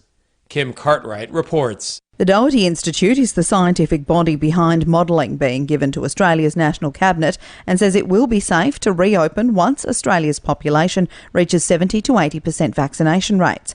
Professor Sharon Lewin says Australia cannot expect to keep the virus out forever. To think that we can reach high vaccination targets, open up and have no COVID is just not realistic. Professor Lewin also says a push for zero COVID infection rates would mean indefinite restrictions. If there's a desire to have zero COVID, it would mean locked state and international borders indefinitely. However, a group of economists and medical researchers have released a separate study arguing the nation should be aiming for 90% vaccination. From bureaus worldwide, this is FSN. With FSN Spotlight, I'm Simon Marks, taking a look today at the impact of the Afghan crisis on the so-called special relationship between the US and the UK. British Prime Minister Boris Johnson will on Tuesday chair a virtual G7 leaders summit that he called in the aftermath of the disaster unfolding in Afghanistan. Over the weekend, number 10 Downing Street denied reports that the Prime Minister had told aides he would prefer to have Donald Trump back in the White House. Well, one of the things I don't know, and I would like to find out, is what did we know and when did we know it? And at the moment, we don't actually have an answer. Sir Christopher Mayer is a former British ambassador to Washington. He doesn't much care for the phrase special relationship, thinks it will be repaired, but that it won't be easy. I imagine that our ambassador in Washington, who is an extremely smart operator, that she would have been able to find out through her big staff the way in which things were moving. Repairing the relationship personally between Boris Johnson and Joe Biden, I think, is going to be difficult. And there will have to be a lot of hard work done by people lower down the food chain on both sides to keep this on a reasonably even keel. But right now, it's sailing through the choppiest of waters. He says Britain and the US have a moral obligation to assist those Afghans who have seen appreciable benefits in their lives arising from the international presence in the country.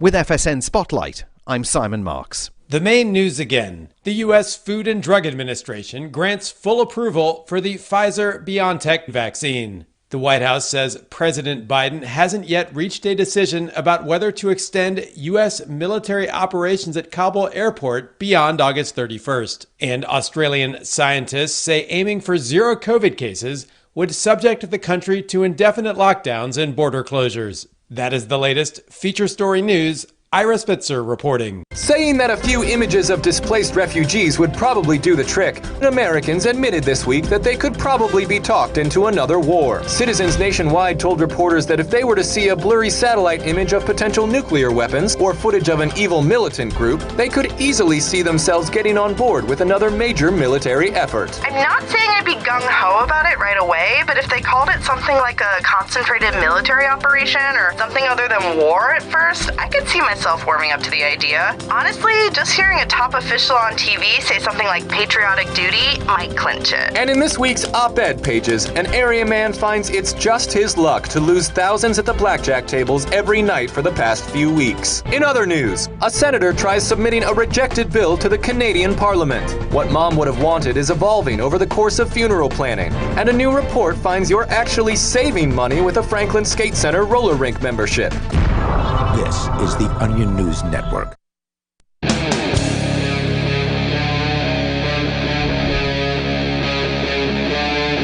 Free Talk Live. It's Free Talk Live. We're kicking off the third hour here. We got time for you if you want to join us. The number is 603-283-6160. With you tonight is Ian. It's Bonnie. And Aria. 603-283-6160. You know, New South Wales and Sydney have been on a lockdown now for months. And it's being extended and being made more severe in some places in New South Wales. We'll explain to you what's going on. We've got that detail for you. Plus, they cracked down on a church service in, I believe, New South Wales as well. Yep, it was New South Wales. I have a really random question that I don't know the answer to. So it's winter in Australia right now. That's right. Yep. Are they using the same calendar? So do they have winter? I mean, is it June there? It's August there. Whatever month it is. Yeah. It's been a weird year, guys. It's just their winter, literally, their Christmas or whatever. I mean, so they celebrate Christmas during summertime. Yes, Okay. and I would during grow our up, summer. I It's would their grow winter. up like never knowing. No, they celebrate Christmas. Yeah, the same day, December 25th. I don't know if you were it's saying. warm when they celebrate Christmas. Yeah, it's just hot. I would grow up never knowing this without YouTube, because I used to watch an Australian girl on YouTube called Community Channel, who's really funny, and they would always joke about it being hot during Christmas, and I was like, why? Is it what? I would seriously have never learned that without that channel. Yeah, so their springtime is our fall. Right. Yeah. So we Weird. go on here. Your calls and thoughts. Well, it's down under. So we'll tell you how things are actually getting worse in one of the most locked down places on the planet, where they're literally putting warrants out for people's arrest who are walking outside of their house without government permission, busting up teenagers who are hanging out without permission. You're never going to get permission. You can't ask permission to do these things. It's just not allowed to do anything. But let's go to your calls and thoughts. Vernon is on the line in New Orleans. Go ahead. So Mississippi today issued an order, a health order or whatever you want to call it, that says basically if you have COVID symptoms and you do not isolate, you are subject to a misdemeanor. Is this in And if addition to the one they released yesterday? It may have been yesterday. Did you all? I don't know if you all talked about it or not, but anyways, you can get a felony if you have a life-threatening disease and you spread it to other people. Yeah, up to 5 years in prison. Oh my God. We did talk about it yesterday, and rarely have I been happier to be out of the state of Mississippi. But yes, their health officer, whoever it was, issued some sort of order saying that if you tested positive for COVID-19, you had to quarantine for 10 days. Normally, violating these orders carries a $1,000 fine and up to a year in prison. But because this is a, quote, life-threatening disease, the fines could be as high as $5,000 and the penalty as high as 5 years in prison. Now, hold on. I missed a detail. Is this a governor's order or is this a law? It's a state health officer's order, like the CDC equivalent in the state of Mississippi, sort of. They can just make something criminal? Apparently so. Disobeying one of their orders is criminal. Vernon? Yeah, well, and I know you all were talking about how bad it is in Australia, but compared to Australia, you know, that I think that's the icing on the cake right now. But. Oh, yeah. I think that coming this winter, some of the United States is going to make Sydney look like it's free. California I hope I'm wrong. gets pretty bad. Yeah. They're already rolling out, you mentioned California, they're already rolling out vaccine mandates. Yeah, they're one of the more heavily vaccinated places, and they still have a mask mandate. That's right. I mean, last year, I think it was Philadelphia had businesses boarded up. New Orleans, I believe, has a vaccine mandate now. Isn't that right? Oh, yeah, they do. And and they're making the restaurants be the enforcers of this. And of course it's going to hurt business. So, and then right next door, you go literally 3 miles away, and in the next parish, which is like a county, you don't have any of that. And it's just a completely different world. So this one parish next door to Orleans is getting rich and rich and rich while Orleans continues to suffer. So it's crazy. Thanks, Vernon, for the call tonight. I appreciate hearing from you. The number is 603-283-6160. A number of changes, according to 9 News over in Australia, to coronavirus restrictions have now come into force in New South Wales and Greater Sydney as daily COVID-19 cases remain high. High. Not deaths. The new rules announced by Premier Gladys, Berejiklian on Friday kicked in from 12:01 on Monday morning. So they're in effect right now. Here's a rundown, according to News 9, of what is happening. Greater Sydney's lockdown will now be in place until the end of September at least. So lockdown extended for another month. They did say, however, Shell Harbour and the Central Coast would be removed from the Greater Sydney definition to become rural areas. The lockdown in the rural areas of New South Wales is due to end August 28th, but that could be extended depending on case numbers. It will be extended. Almost guaranteed. So if there's any good news in here, it is that it might end for the rural areas on the 28th, but we'll see. Everyone across New South Wales must now wear a mask outside of their homes except when exercising. The rule. So if you step out into your backyard, you have to wear a mask. That's correct. For those exercising, a mask must be carried at all times. So if you are exercising and the police come up to you and you don't have a mask in your pocket or something, you will be in violation. That's the dumbest thing I've ever heard. What is walking is exercising. That's correct. So if you're just walking, you don't have to wear a mask. As long as you claim that it's exercising and they believe you. Well, it's literally exercising. They don't have to believe me. It's exercise. People walk for exercise every day. Tell it to the judge, lady. A curfew's been introduced across 12 local government areas in Greater Sydney where coronavirus cases are at their highest. So they named the various different areas. People are not allowed to leave their homes in those areas between 9 p.m. and 5 a.m. Yes, because COVID, it attacks worse at night. Exercise is limited. People living in hotspot areas, those spread across Sydney's southwest and western suburbs, are limited to exercising outdoors for just 1 hour per day. That's a 23-hour-a-day lockdown. That is what I had in jail. That is a prison lockdown, is what that is. It is. There is no doubt. The New South Wales government has just put New South Wales under prison lockdown I mean, rules. if I'm going to be on 23-hour-a-day lockdown, I want my meals brought to me. At least somebody did my cooking for me, and they brought me the meals. 23-hour-a-day lockdown. Here, you've got to cook your own meals, but you're not really even allowed to go out and get food, except I think they will still let you go to the grocery store, but God knows what sort of regulations they have on that. And how will they know that if they see a person out exercising, how will they know how long they've been out? You know that they're going up and harassing everyone they see out. They're going to talk to you. How long have you been out? And they discover more infractions. There's a section on the police coming Australia up. takes a lot of its cues from England or the United Kingdom as well, and they love their security cameras there. So I imagine New South Wales is covered in police-accessible security cameras. Well, we know they're covered in cops. There was a statement from the police chief or something last week that we played on the air where he was saying thousands of police would be in the streets setting up checkpoints. And military, didn't he say? Oh, the military's already been there. Yeah, they're there too. So let's see. So again, limited to outside exercise for just 1 hour per day. A number of additional retailers... Yard time is what that's called. Oh, and here's what the Ms. Berejiklian, who announced this, said. This move was made as a small group of people were using exercise the wrong way in a bid to leave their home. So lock down the entire state? Hotspot areas will have the 1 hour exercise restriction, which is at least like a dozen areas. A number of additional retailers have moved to click and collect only. So that's like their curbside, I think. That's what they're calling that. They include garden centers, plant nurseries, office supplies, hardware and building supplies, landscaping, material supplies, rural supplies, and pet stores. Tradespeople are allowed to shop in-store where relevant. These rules will apply for residents and businesses in the LGAs of concern. LGAs are the local government areas, the dozen areas where it's supposed hotspots. And you know what's one thing that I realized about the 1 hour of exercise a day? You can't go wherever you want.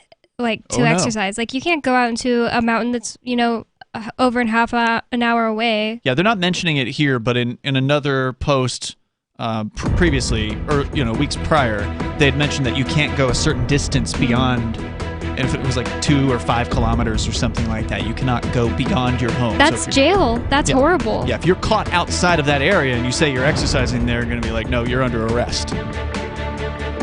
There's more, though, including a section about new special powers being given to the police. Oh, good. Yes, more on the way. It's Free Talk Live, 603-283-6160. Breaking weather news. Belize is sunny and around 82 degrees every day this week. What's the forecast for your life? If current politics and economic prospects are cramping your freedom, escape to the tropics. ECI Development has affordable second homes for you to own or rent in Belize and other tropical countries. Places with stable governments and growing economies. Secure your freedom now. To find out more, send an email to ftl@ecidevelopment.com. Tired of cancel culture? Sick of mega tech corporations holding an axe over your head? Join the LRN.FM Matrix chat server. It's self-hosted, so no one else can tell us what to do or say. Don't like the existing channels? You can make your own. You can even connect into some of our channels from other Matrix servers. It's federated. For the full LRN.FM Matrix experience, though, you should join our server via the step-by-step instructions at chat.lrn.fm. chat.lrn.fm. Brute force, intransigent defiance, adamantine will. These are the hallmarks of the AI tank. These gigantic machines have the firepower of an army, but they also have their own sense of honor and duty. When the world breakers arrive, battle will be joined, planets will shake, and war and peace will never be the same again. World Breakers. Stories from David Weber, Larry Correa, and more. Available August 3rd from BaneBooks.com. Are you tired of governments murdering people around the world? Stop using their money. There is an alternative. Bitcoin is a stateless, free market, non-political currency. Bitcoin cannot be inflated or controlled by any government. By using their money, you are helping the state. You have an incredible alternative available now. Learn it, use it, spread it. Get started with Bitcoin at Bitcoin.com. That's Bitcoin.com. We have some good news. The indictments against Ross Ulbricht in the District of Maryland were dismissed with prejudice, meaning they can never be refiled. This is especially good because those indictments contain the only charge ever made that Ross engaged in murder for hire. This was a serious allegation that Ross Ulbricht denies. It was never prosecuted or ruled on by a jury, but was trumpeted by the federal government and the media as if it were proven fact. The Maryland court held these indictments for almost 5 years, poisoning Ross's case and leaving him under a cloud of unproven allegations. As explained in Ross's appeal to the Supreme Court, the fact that the judge used these allegations to give Ross a draconian sentence of double life without parole violated his Sixth Amendment right to a jury trial. Judges are required to issue sentences based on convictions decided by a jury, not unproven allegations never even charged at trial. Although this is a positive development, the dropped indictment will not set Ross free. Now, a presidential pardon is Ross's only hope of freedom. Sign the petition at freeross.org. freeross.org. Some of you asked, and now we've delivered. LRN.FM's live Keene, New Hampshire studio shows are now streamed in HD on Twitch. Visit our channel at twitch.lrn.fm and give it a follow. If you have Amazon Prime, you get one free subscription on Twitch. If you use it on our channel, Twitch will give LRN.FM a monthly piece of your Prime subscription cost. So please watch, follow, share, and subscribe to twitch.lrn.fm. That's twitch.lrn.fm.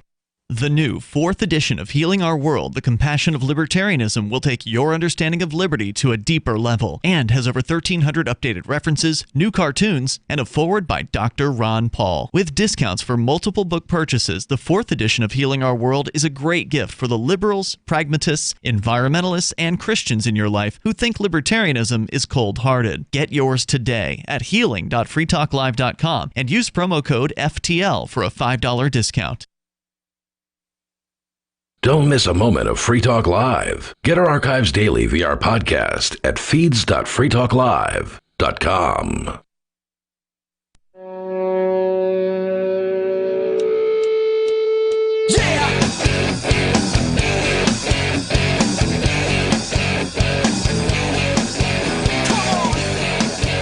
It's Free Talk Live. You can bring up anything here. 603-283-6160. We're talking about the new restrictions, even more of them being piled on the poor people in New South Wales, Australia. More coming down. They're just cramming them down your throat, seeing how far they can push it. I mean, they can't push it much further than prison. And here's your 1 hour of yard time. Yeah. That's pretty much it. They got the prison guards in the streets. You get 23 hours a day lockdown, 1 hour out for exercise maximum. New South Wales is officially a prison. Well, now, originally Australia was a prison colony, wasn't it? Well, it's officially a prison again. So, we're laughing now, but it's summertime here, and there's likely going to be a crackdown coming to different parts of the United States. We'll see if any states actually resist this winter, as they really, most of them didn't, with the exception of maybe South Dakota during 2020. So we'll see how it plays out this time around, but I'm not particularly optimistic. Tonight, it's Ian, Bonnie, and Aria in the studio. We're going to go to your calls and thoughts. But then coming up, New South Wales police are now being given special powers. That's never good. These special powers are never going to go away. That's probably true. We're going to continue here, though, with your calls and thoughts. We got Stan up first. He's in Tennessee, listening to WGOW in Chattanooga. Good evening. I know the answer, but I think it's an interesting point. With all these restrictions, who's going to enforce them if they're all locked down like everybody else? Ha, ha, ha. Well, obviously, there's exemptions for the police. Obviously. Yeah. But at some point, should that not incite an unhappiness amongst the people, as is going on in Afghanistan, and might not that create an issue for them overall? Well, there's definitely been some unhappy people in the city to the south of New South Wales. So in Victoria Province, or state, or whatever they call them there, Melbourne has had massive protests with thousands, if not 100,000 plus people in the streets there. I mean, it looked like a lot of people from what I saw on the videos over the weekend. So is anything happening like that in New South Wales? I haven't heard about it, but we're kind of far away, and the news media doesn't tend to report on these sorts of things when they happen. So I don't know. I'm sure that there are enough people in the country that can overrun the so-called enforcers and get their freedom back if it gets bad enough. That's what it's going to take. It's going to take people standing up and refusing to obey. Now, I don't believe in violence personally. I don't think that gets you to where you want to be. I think that it causes problems. It essentially you're using the tools of the oppressor, and you better be careful. Violence doesn't end violence. It only extends it. It begets more of it. Absolutely. But that it seems like people believe they either have to do nothing or go all the way to the mat with total violence or whatever. And there's a middle road, and the middle road is mass non-cooperation, peaceful non-cooperation, and civil disobedience. And they can't do anything about that. It's a massive job to control that many people with so few in hand, with the exceptions, no matter what. Yeah, that's true. And if you have enough people, you can, as you said, you can overrun a police checkpoint. And you can do it peacefully. You don't have to use violence against these people, especially if you have the numbers. If you have the numbers, you're basically unstoppable. They did it in Oregon just recently, this past year. Oregon? What did they do in Oregon? Well, they took over the police department, and they ran their own little... Yeah. Okay. That's right. I remember that. Hey, Stan, thanks for the call tonight, man. I appreciate hearing from you. Man, we forgot about that Chaz as a whole thing that happened, man. Yeah, the Capitol Hill Autonomous Zone is what they called that. Let's go to Isaiah. He's listening on YouTube, where we're back temporarily, likely. But go ahead, Isaiah. You're on Free Talk Live. Hey, guys. So I wanted to tell you a quick story. So I was in a store, and I was buying something, and then one of the store managers came up to me and said, "Are you vaccinated?" And I said, "Yes." Obviously, I lied. And he said, "Prove it. Do you have your vaccination ID?" And I said, "I don't have to show you anything." So he got the bright idea. He was very racist, called me racist things, called the cops, and I went to jail for about 3 days. Hold on, slow down for 1 moment. You're calling from California, but where was this? In which city, which political designation was this store? Rancho? Where is that? Rancho. That is in, where is that? Hold on, let me think. It's in California, right? It's like Rancho del something. There's more than one Rancho. Yeah. Rancho Cucamonga, California. Okay. Is there a mandate there? Because I know that in Los Angeles County and in San Francisco there is, but what's the rule there? They were kind of doing it. They were kind of starting it in Rancho. Mm-hmm. So I think that's why he came up to me and asked me, but he went up and beyond with racist, and then I went to jail for 3 days because of it. Wow. What were the charges? The charges for harassment and refusing to show ID cards. Did you show ID to the officer? No, I wasn't vaccinated, but the sign. But that's not an ID card. Outside. Like a vaccination ID or just my regular ID? Well, what's the charge about? Is it about showing your regular ID or showing a vaccination thing? My vaccination card. Wow. But that's not an ID. They can't hit you with failure to show ID I mean, it doesn't even have your picture on it. The COVID-19 vaccination card is not an ID. Right? Yeah, that's what I was saying, but they said that's a form of ID. Why did they let you out? Did you get bail? Are you still facing these charges? I got bail about 2 days after I was in. What was it like in there? It was rough. They had mask mandating there. They would not let you outside. They kept everyone in, let me think. They kept it separate. So there was a cell, my cell empty, another cell, and then they kind of separated us. Wow. So you didn't have a cellmate at all in those 3 days. Which is illegal under the Geneva Conventions to isolate people like that. Well, this ain't a war. So Geneva Conventions I don't think apply. And that's pretty standard. standard. Thanks to George W. Bush, though.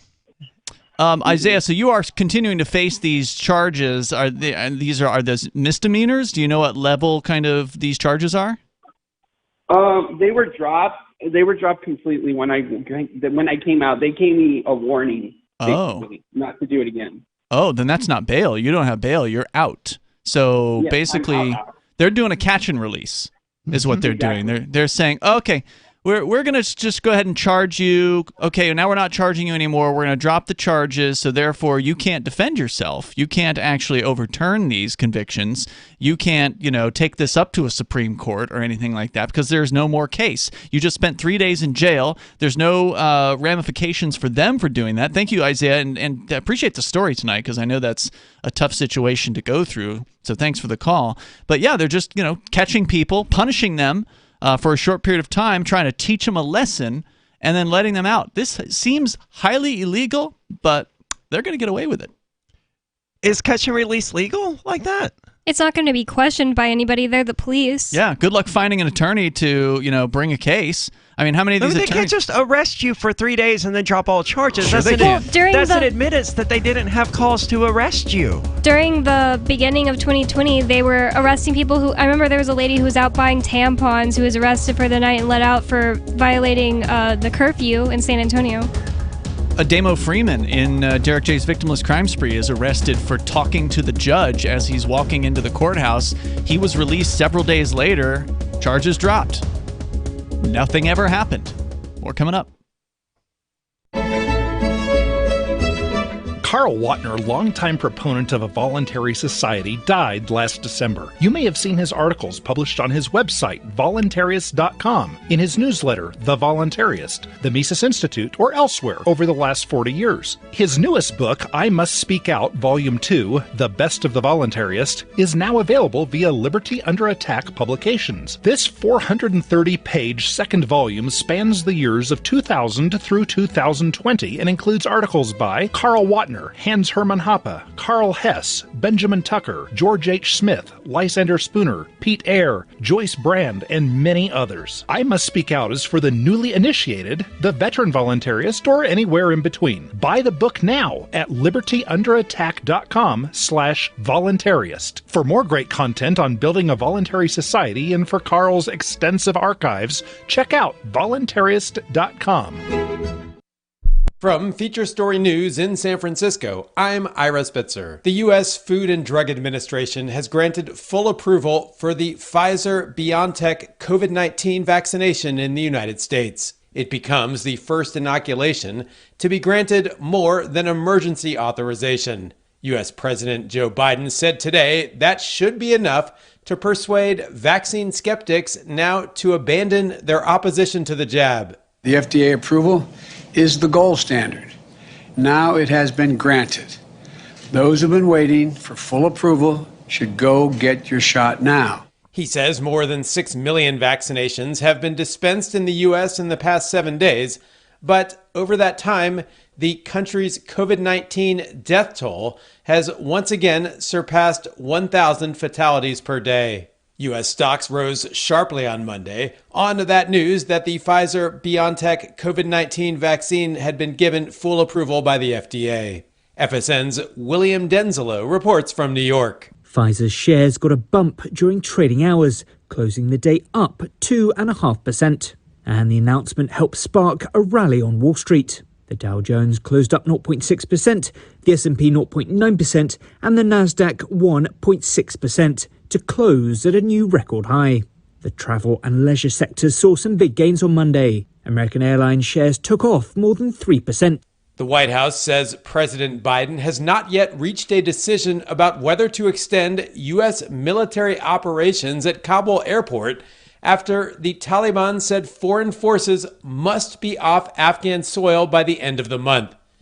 Evacuations from Afghanistan have increased in the last day, with 16,000 people flown out from Kabul airport, 11,000 of them by the U.S. military. The scientific body preparing modeling on Australia's reopening, including when borders will be able to reopen for international travel, says aiming for zero COVID cases would subject Australia to indefinite lockdowns and border closures. Kim Cartwright reports. The Doherty Institute is the scientific body behind modelling being given to Australia's National Cabinet and says it will be safe to reopen once Australia's population reaches 70 to 80% vaccination rates. Professor Sharon Lewin says Australia cannot expect to keep the virus out forever. To think that we can reach high vaccination targets, open up and have no COVID is just not realistic. Professor Lewin also says a push for zero COVID infection rates would mean indefinite restrictions. If there's a desire to have zero COVID, it would mean locked state and international borders indefinitely. However, a group of economists and medical researchers have released a separate study arguing the nation should be aiming for 90% vaccination. From bureaus worldwide, this is FSN. We're still not sure why you'd want to watch, but our video feed is streaming nightly for free at cam.freetalklive.com.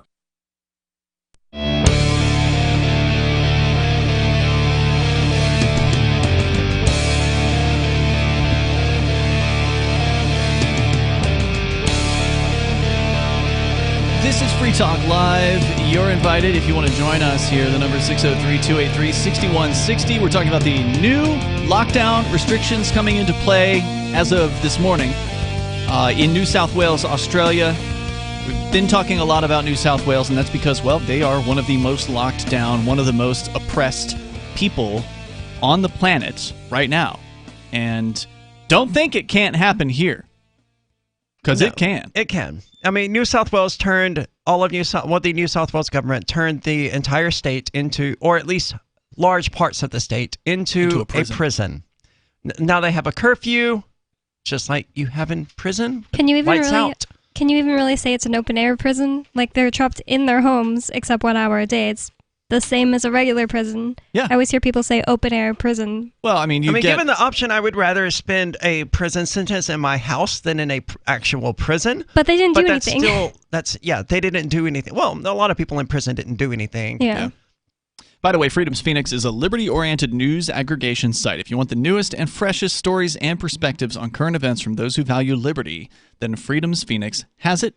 You can go to freedomswithansphoenix.com and sign up for their daily dispatch to stay up to date on science, technology, historical findings, liberty news, government overspending, and the rise of the police state over at freedomsphoenix.com. As we continue here, I said there are, in addition to the restrictions, which include 23-hour-a-day lockdown, only 1 hour out for the high-intensity areas or whatever. They've got special areas in Sydney that have special attention with more lockdown restrictions. That's what we're talking about. And you're right only now. allowed out for exercise, right? Correct. You can't just be like, I want some fresh air. Yeah, it has to be so-called exercise. And what they consider exercise, I don't know. You were believing that it could have been just walking, and maybe they're going to require it be not just walking. Maybe you have to be walking fast or something. With dumbbells. Who knows how arbitrary they're going to make this. What about the people who have pets, who have dogs?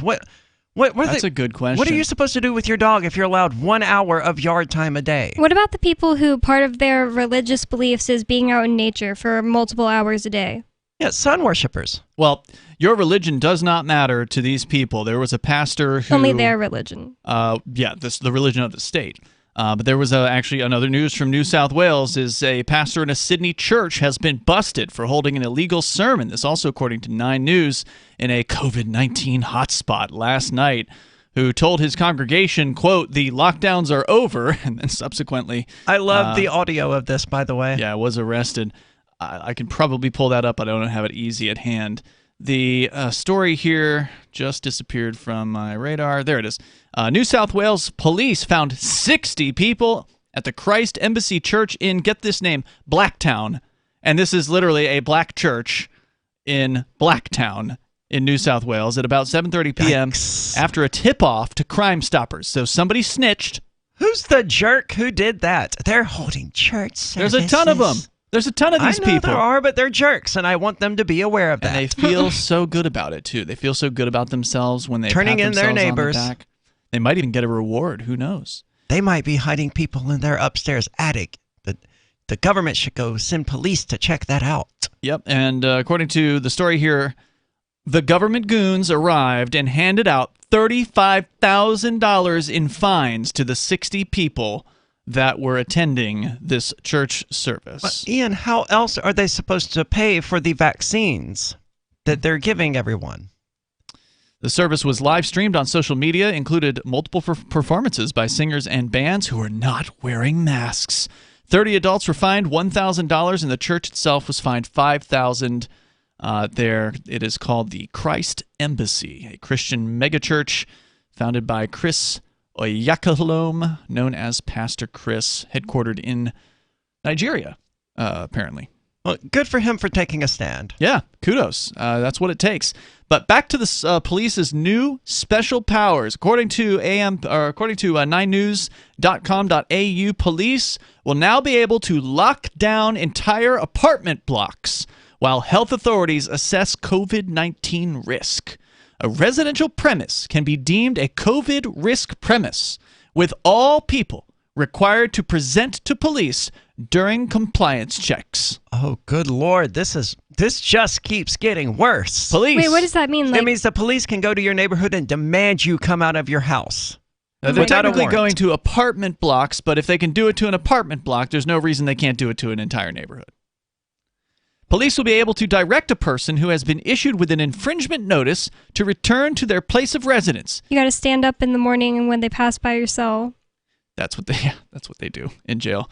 If a person from outside an LGA of concern is found to be in an LGA of concern without a reasonable excuse, they will be fined $1,000. So if you come into one of these highly restricted areas from an outside area, you'll be fined and required to isolate at home for 14 days, where, of course, again, the police can lock down an entire apartment block and assess you. So look, rest of the world, we're watching New South Wales do this.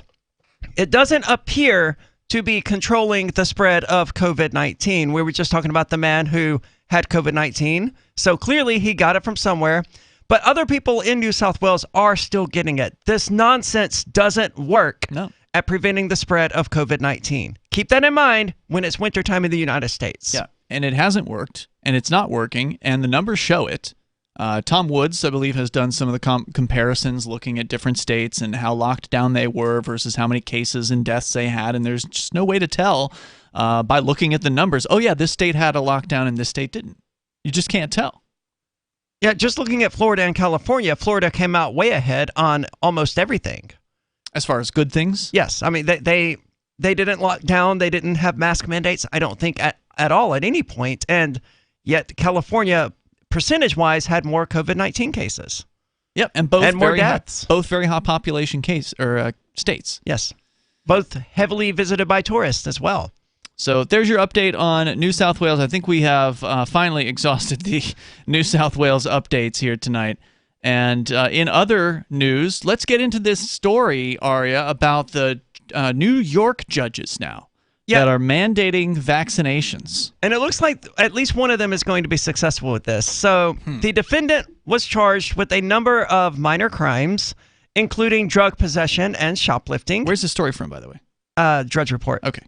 He was prepared to plead guilty, and prosecutors agreed. But a Bronx judge approving the deal added his own unusual condition. The defendant had to get a COVID-19 vaccine. A week later, a Manhattan judge made the same order, this time of a woman seeking bail before a trial. Wow. Neither defendant appeared to object, but legal observers said the two judges' orders, made in different courts and for different reasons, raise important questions about the line between civic responsibility and civil liberties. A number of experts who reviewed the orders disagreed as to whether both were justified or whether one or both could represent an overstep. A debate that underscores the legal and ethical complications that have emerged around vaccination requirements. I would say they both obviously represent an overstep. How is a judge ordering you to inject something into your blood? Mm-hmm. In one case, Judge Zimmerman of the Bronx County Criminal Court explained that the defendant, William Gregory, had been accused of crimes, including drug possession, criminal trespass, shoplifting, and criminal contempt, that showed he placed his own interest above others. In getting the vaccine, the judge argued, Mr. Gregory would be doing the opposite. And so vaccination would represent a form of rehabilitation. Now, how does a person getting vaccinated do anything to help the rest of society? That's not how vaccines work. Especially the person he stole from. Also true. That's not going to make restitution, that's for sure. But it's certainly not going to help anyone. Me being vaccinated against the flu is not helping the community. It's helping me. Well, at least somebody could almost argue that about the flu shot, but you can't argue it about this mRNA gene therapy stuff because you can still catch and still spread COVID if you have it. Well, you can still get the flu if you have the flu vaccine. Your body just knows how to fight it off faster. Well, the other vaccines than like chickenpox. Yeah, and who knows what the long-term ramifications of this mRNA stuff is going to end up. Yeah, we have no idea. And according to what we talked about earlier, the FDA approving it doesn't really mean anything. So why are judges allowed to make people have moral lessons in life instead of just do their jobs? Well, because most of them, as these two will not, apparently aren't challenging it. Now, what happens if you say no to these guys? We're coming up here. It's Free Talk Live.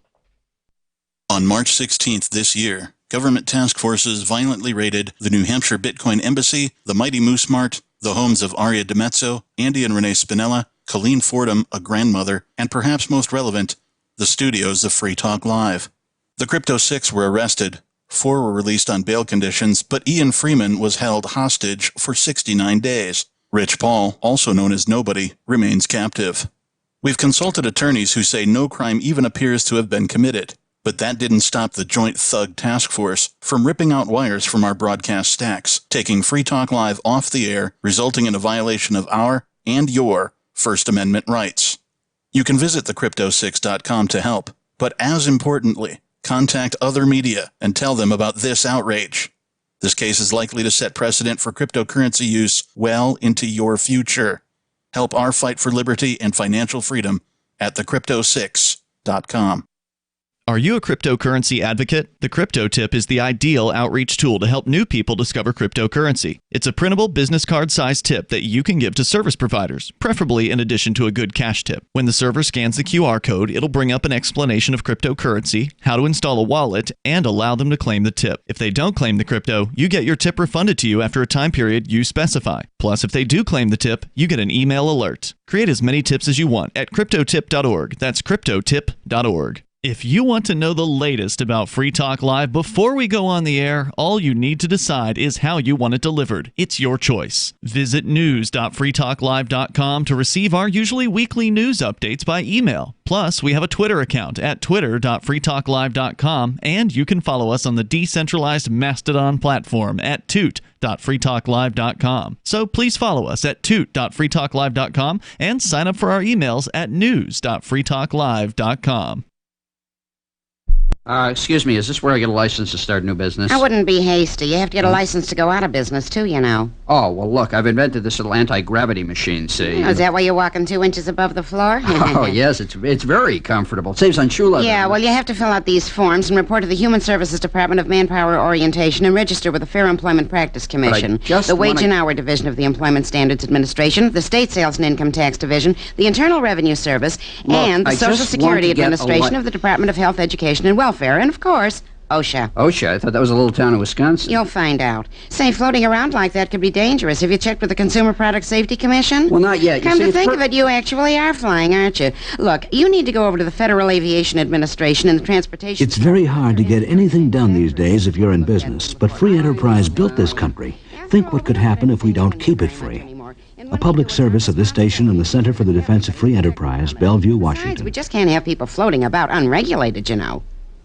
The LRN.FM social media channels have been revamped. We've eliminated Facebook and focused on other platforms like Twitter and Mastodon, the decentralized alternative to Twitter. On our accounts, you'll find posts from multiple LRN.FM show hosts together in one place. Follow us on Twitter at twitter.lrn.fm, or better yet, move to the decentralized Mastodon social media platform at toot.lrn.fm, toot.lrn.fm. I think you'll like it. Are you tired of your taxes funding endless occupations around the world? Antiwar.com is run by people who understand that wars abroad become wars at home, wars on our freedoms. Antiwar.com is dedicated to bringing you the latest in news, views, interviews, and reviews from the top movers and shakers in the anti-occupation movement. Antiwar.com has it all, from thorough foreign policy analysis to interviews with whistleblowers who used to run the military-industrial complex. Anti-war, pro-free market. That's antiwar.com. Yep, we still do email. Drop your email address in the entry box at freetalklive.com, and you'll be kept in the loop with Free Talk Live.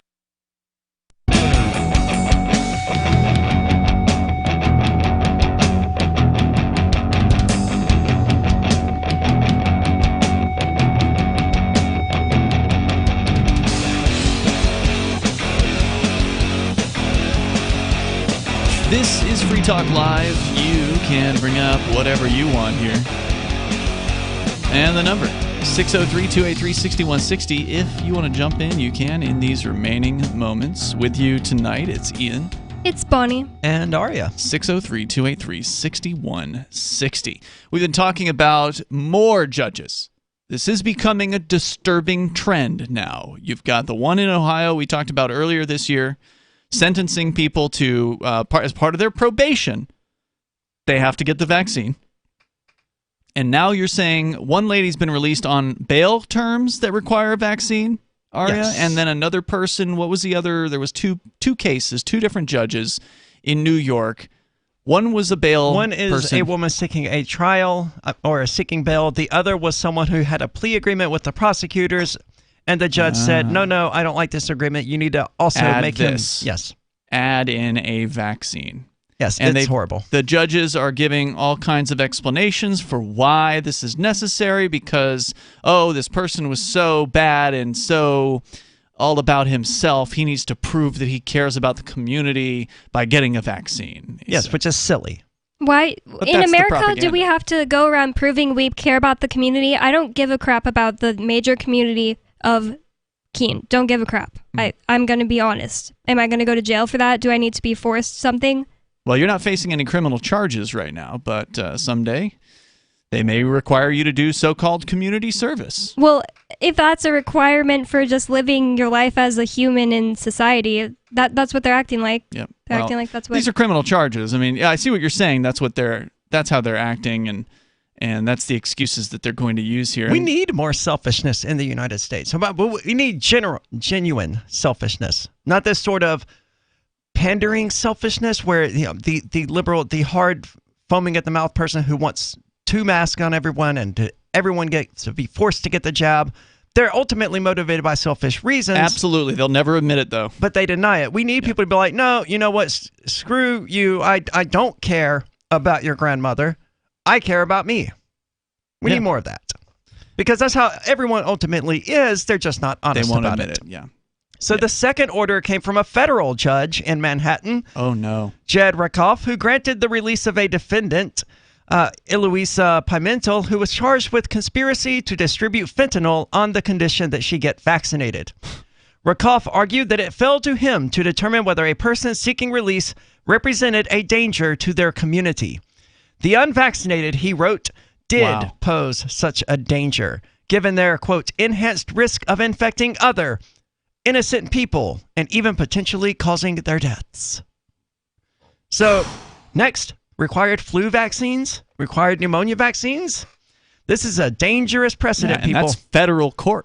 Yes. Why haven't judges required other vaccines before if they... Because they didn't have the propaganda to support them. Well, maybe they didn't want to take that step because there's a chance they could be overturned, and they wanted to wait for another judge to step out on the limb. I know that those are probably the actual answers, but I'm just saying, like, there's no precedent for this. Like, they didn't do that before, and they would have probably had the backings of people. Like, there was already people that... You mean last year, if they'd done it last year? Like, before COVID was a thing, before 2019. But no one was afraid of, getting something like they are now. And Well, they had to wait they till were. the fear. When in 2018, February 2019.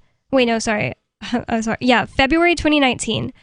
There were these cases going viral, kind of, in Austin of people who were already vaccinated for not meningitis, something else like that, measles, I think, and they were getting measles. So, like, a few kids or whatever got measles even though they were already vaccinated for it. And the mainstream narrative was, it's because of all the anti-vaxxers nowadays. We don't have herd immunity anymore. So I am 100% positive that if a judge in Austin said to a person, you have to get the measles vaccine, that people would have been like, yep. Well, they probably would have gotten away with it, but they didn't have the hysteria. I mean, whatever was going on in Austin at the time was not what's happening today. I know, I'm just saying. It would have been a shadow, at best, of the insanity that is surrounding COVID. And because people are so afraid of COVID, these governments are getting away with insane stuff. Terrified of something that has like a 0.01% chance of killing people. Yeah, and now this judge is saying to somebody, you have to get a vaccine or you won't get bail. So imagine what if they would do that? What if that's a last minute thing they throw in on nobody's bail? Our co-host who's waiting a bail conditions sheet. Thankfully, I don't think this particular judge cares about that. He seems to be relatively level-headed, all things considered. So, I mean, but the federal judge in New York's a totally different story. Yeah, and Stephen Gillers, who is an expert in legal ethics at the New York University School of Law, said that Judge Rakoff, that's the federal judge, was likely on firm footing as long as Ms. Pimentel was not reluctant to get vaccinated because of health issues or, quote, legitimate religious objections. So as long as she doesn't argue with it, he's probably okay. But if she argues with it, it's not okay.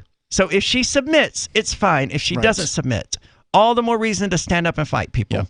Yep, that's absolutely true. Those aside, I think that this requirement fits within the broader category of the judge's responsibility for the safety of individuals or the public generally. So this is a legal expert weighing in, saying that. A lawyer for Ms. Pimentel said that she had told Judge Rakoff that she did not object to being vaccinated. But Cheryl Bader, a professor at Fordham University School of Law, said that while she admired Judge Rakoff's creativity, there was a potential hole in the underlying logic. Yes, because that's what we want. Creative judges. Ms. Bader said it was the premise of the law that Judge Rakoff was tasked with evaluating a defendant's danger to the community, but not in a general sense, in connection with the criminal charges in question. And the danger of spreading the virus was not clearly connected to the distribution of fentanyl. So at least one expert says, hey, no. Shaky legal ground here. Judges have broad discretion in placing restrictions on people who are accused of crimes. Crimes, by the way. It is not unusual for them to limit whom defendants talk to, where they go, even how frequently they use the internet. Tell me about it. Yeah. And judges do often order defendants to proactively engage in certain behaviors, such as receiving counseling or taking certain prescribed medications. But the power of judges isn't unlimited. Nadine Strassen, who is at a different law school, was the president of the ACLU, said that in order to fight a vaccination directive, a lawyer would have to demonstrate that a judge had abused his or her discretion. For example, the ACLU filed in 2003 to reverse the order of a Michigan judge who had compelled a woman to begin taking a form of birth control after she was accused of physically neglecting her children, which at least is related to birth control. She's neglecting her children. You have to take birth control. No more babies for you. Yeah, I don't agree that, you should be messing with this lady's hormones, but it's at least related. The ACLU argued that the judge had infringed on her constitutional right to privacy. The case reached the state's court of appeals, and the order was eventually rescinded. Okay.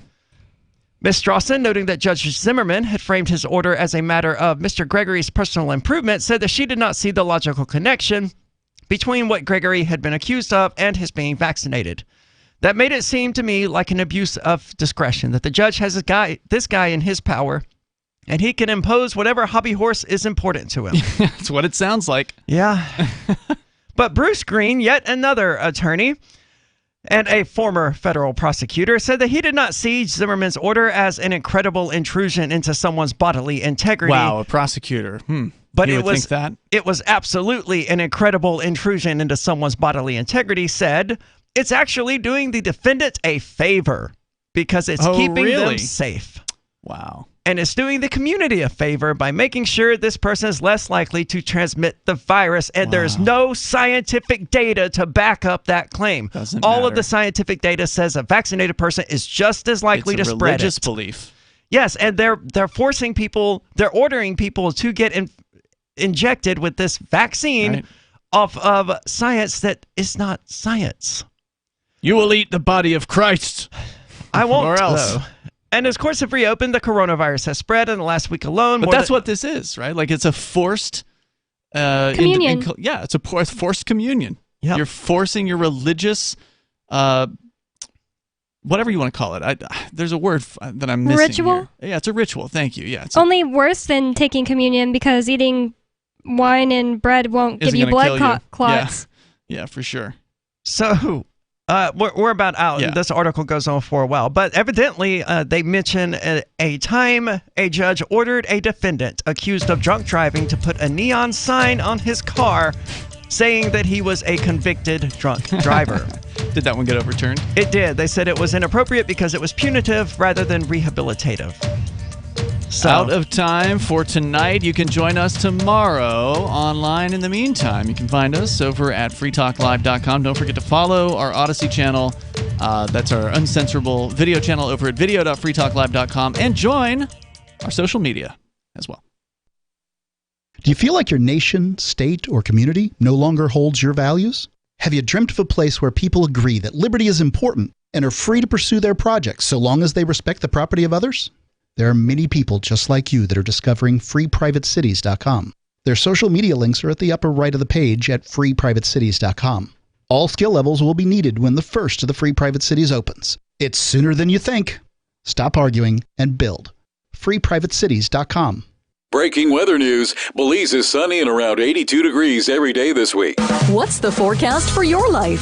If current politics and economic prospects are cramping your freedom, escape to the tropics. ECI Development has affordable second homes for you to own or rent in Belize and other tropical countries. Places with stable governments and growing economies.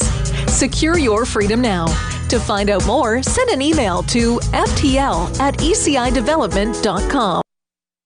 I'm a little obsessed with My Magic Mud. Several years ago, I met Jessica Armand, the founder and CEO of My Magic Mud, and I didn't even know my teeth were coffee stained. A week's worth of use convinced me, and now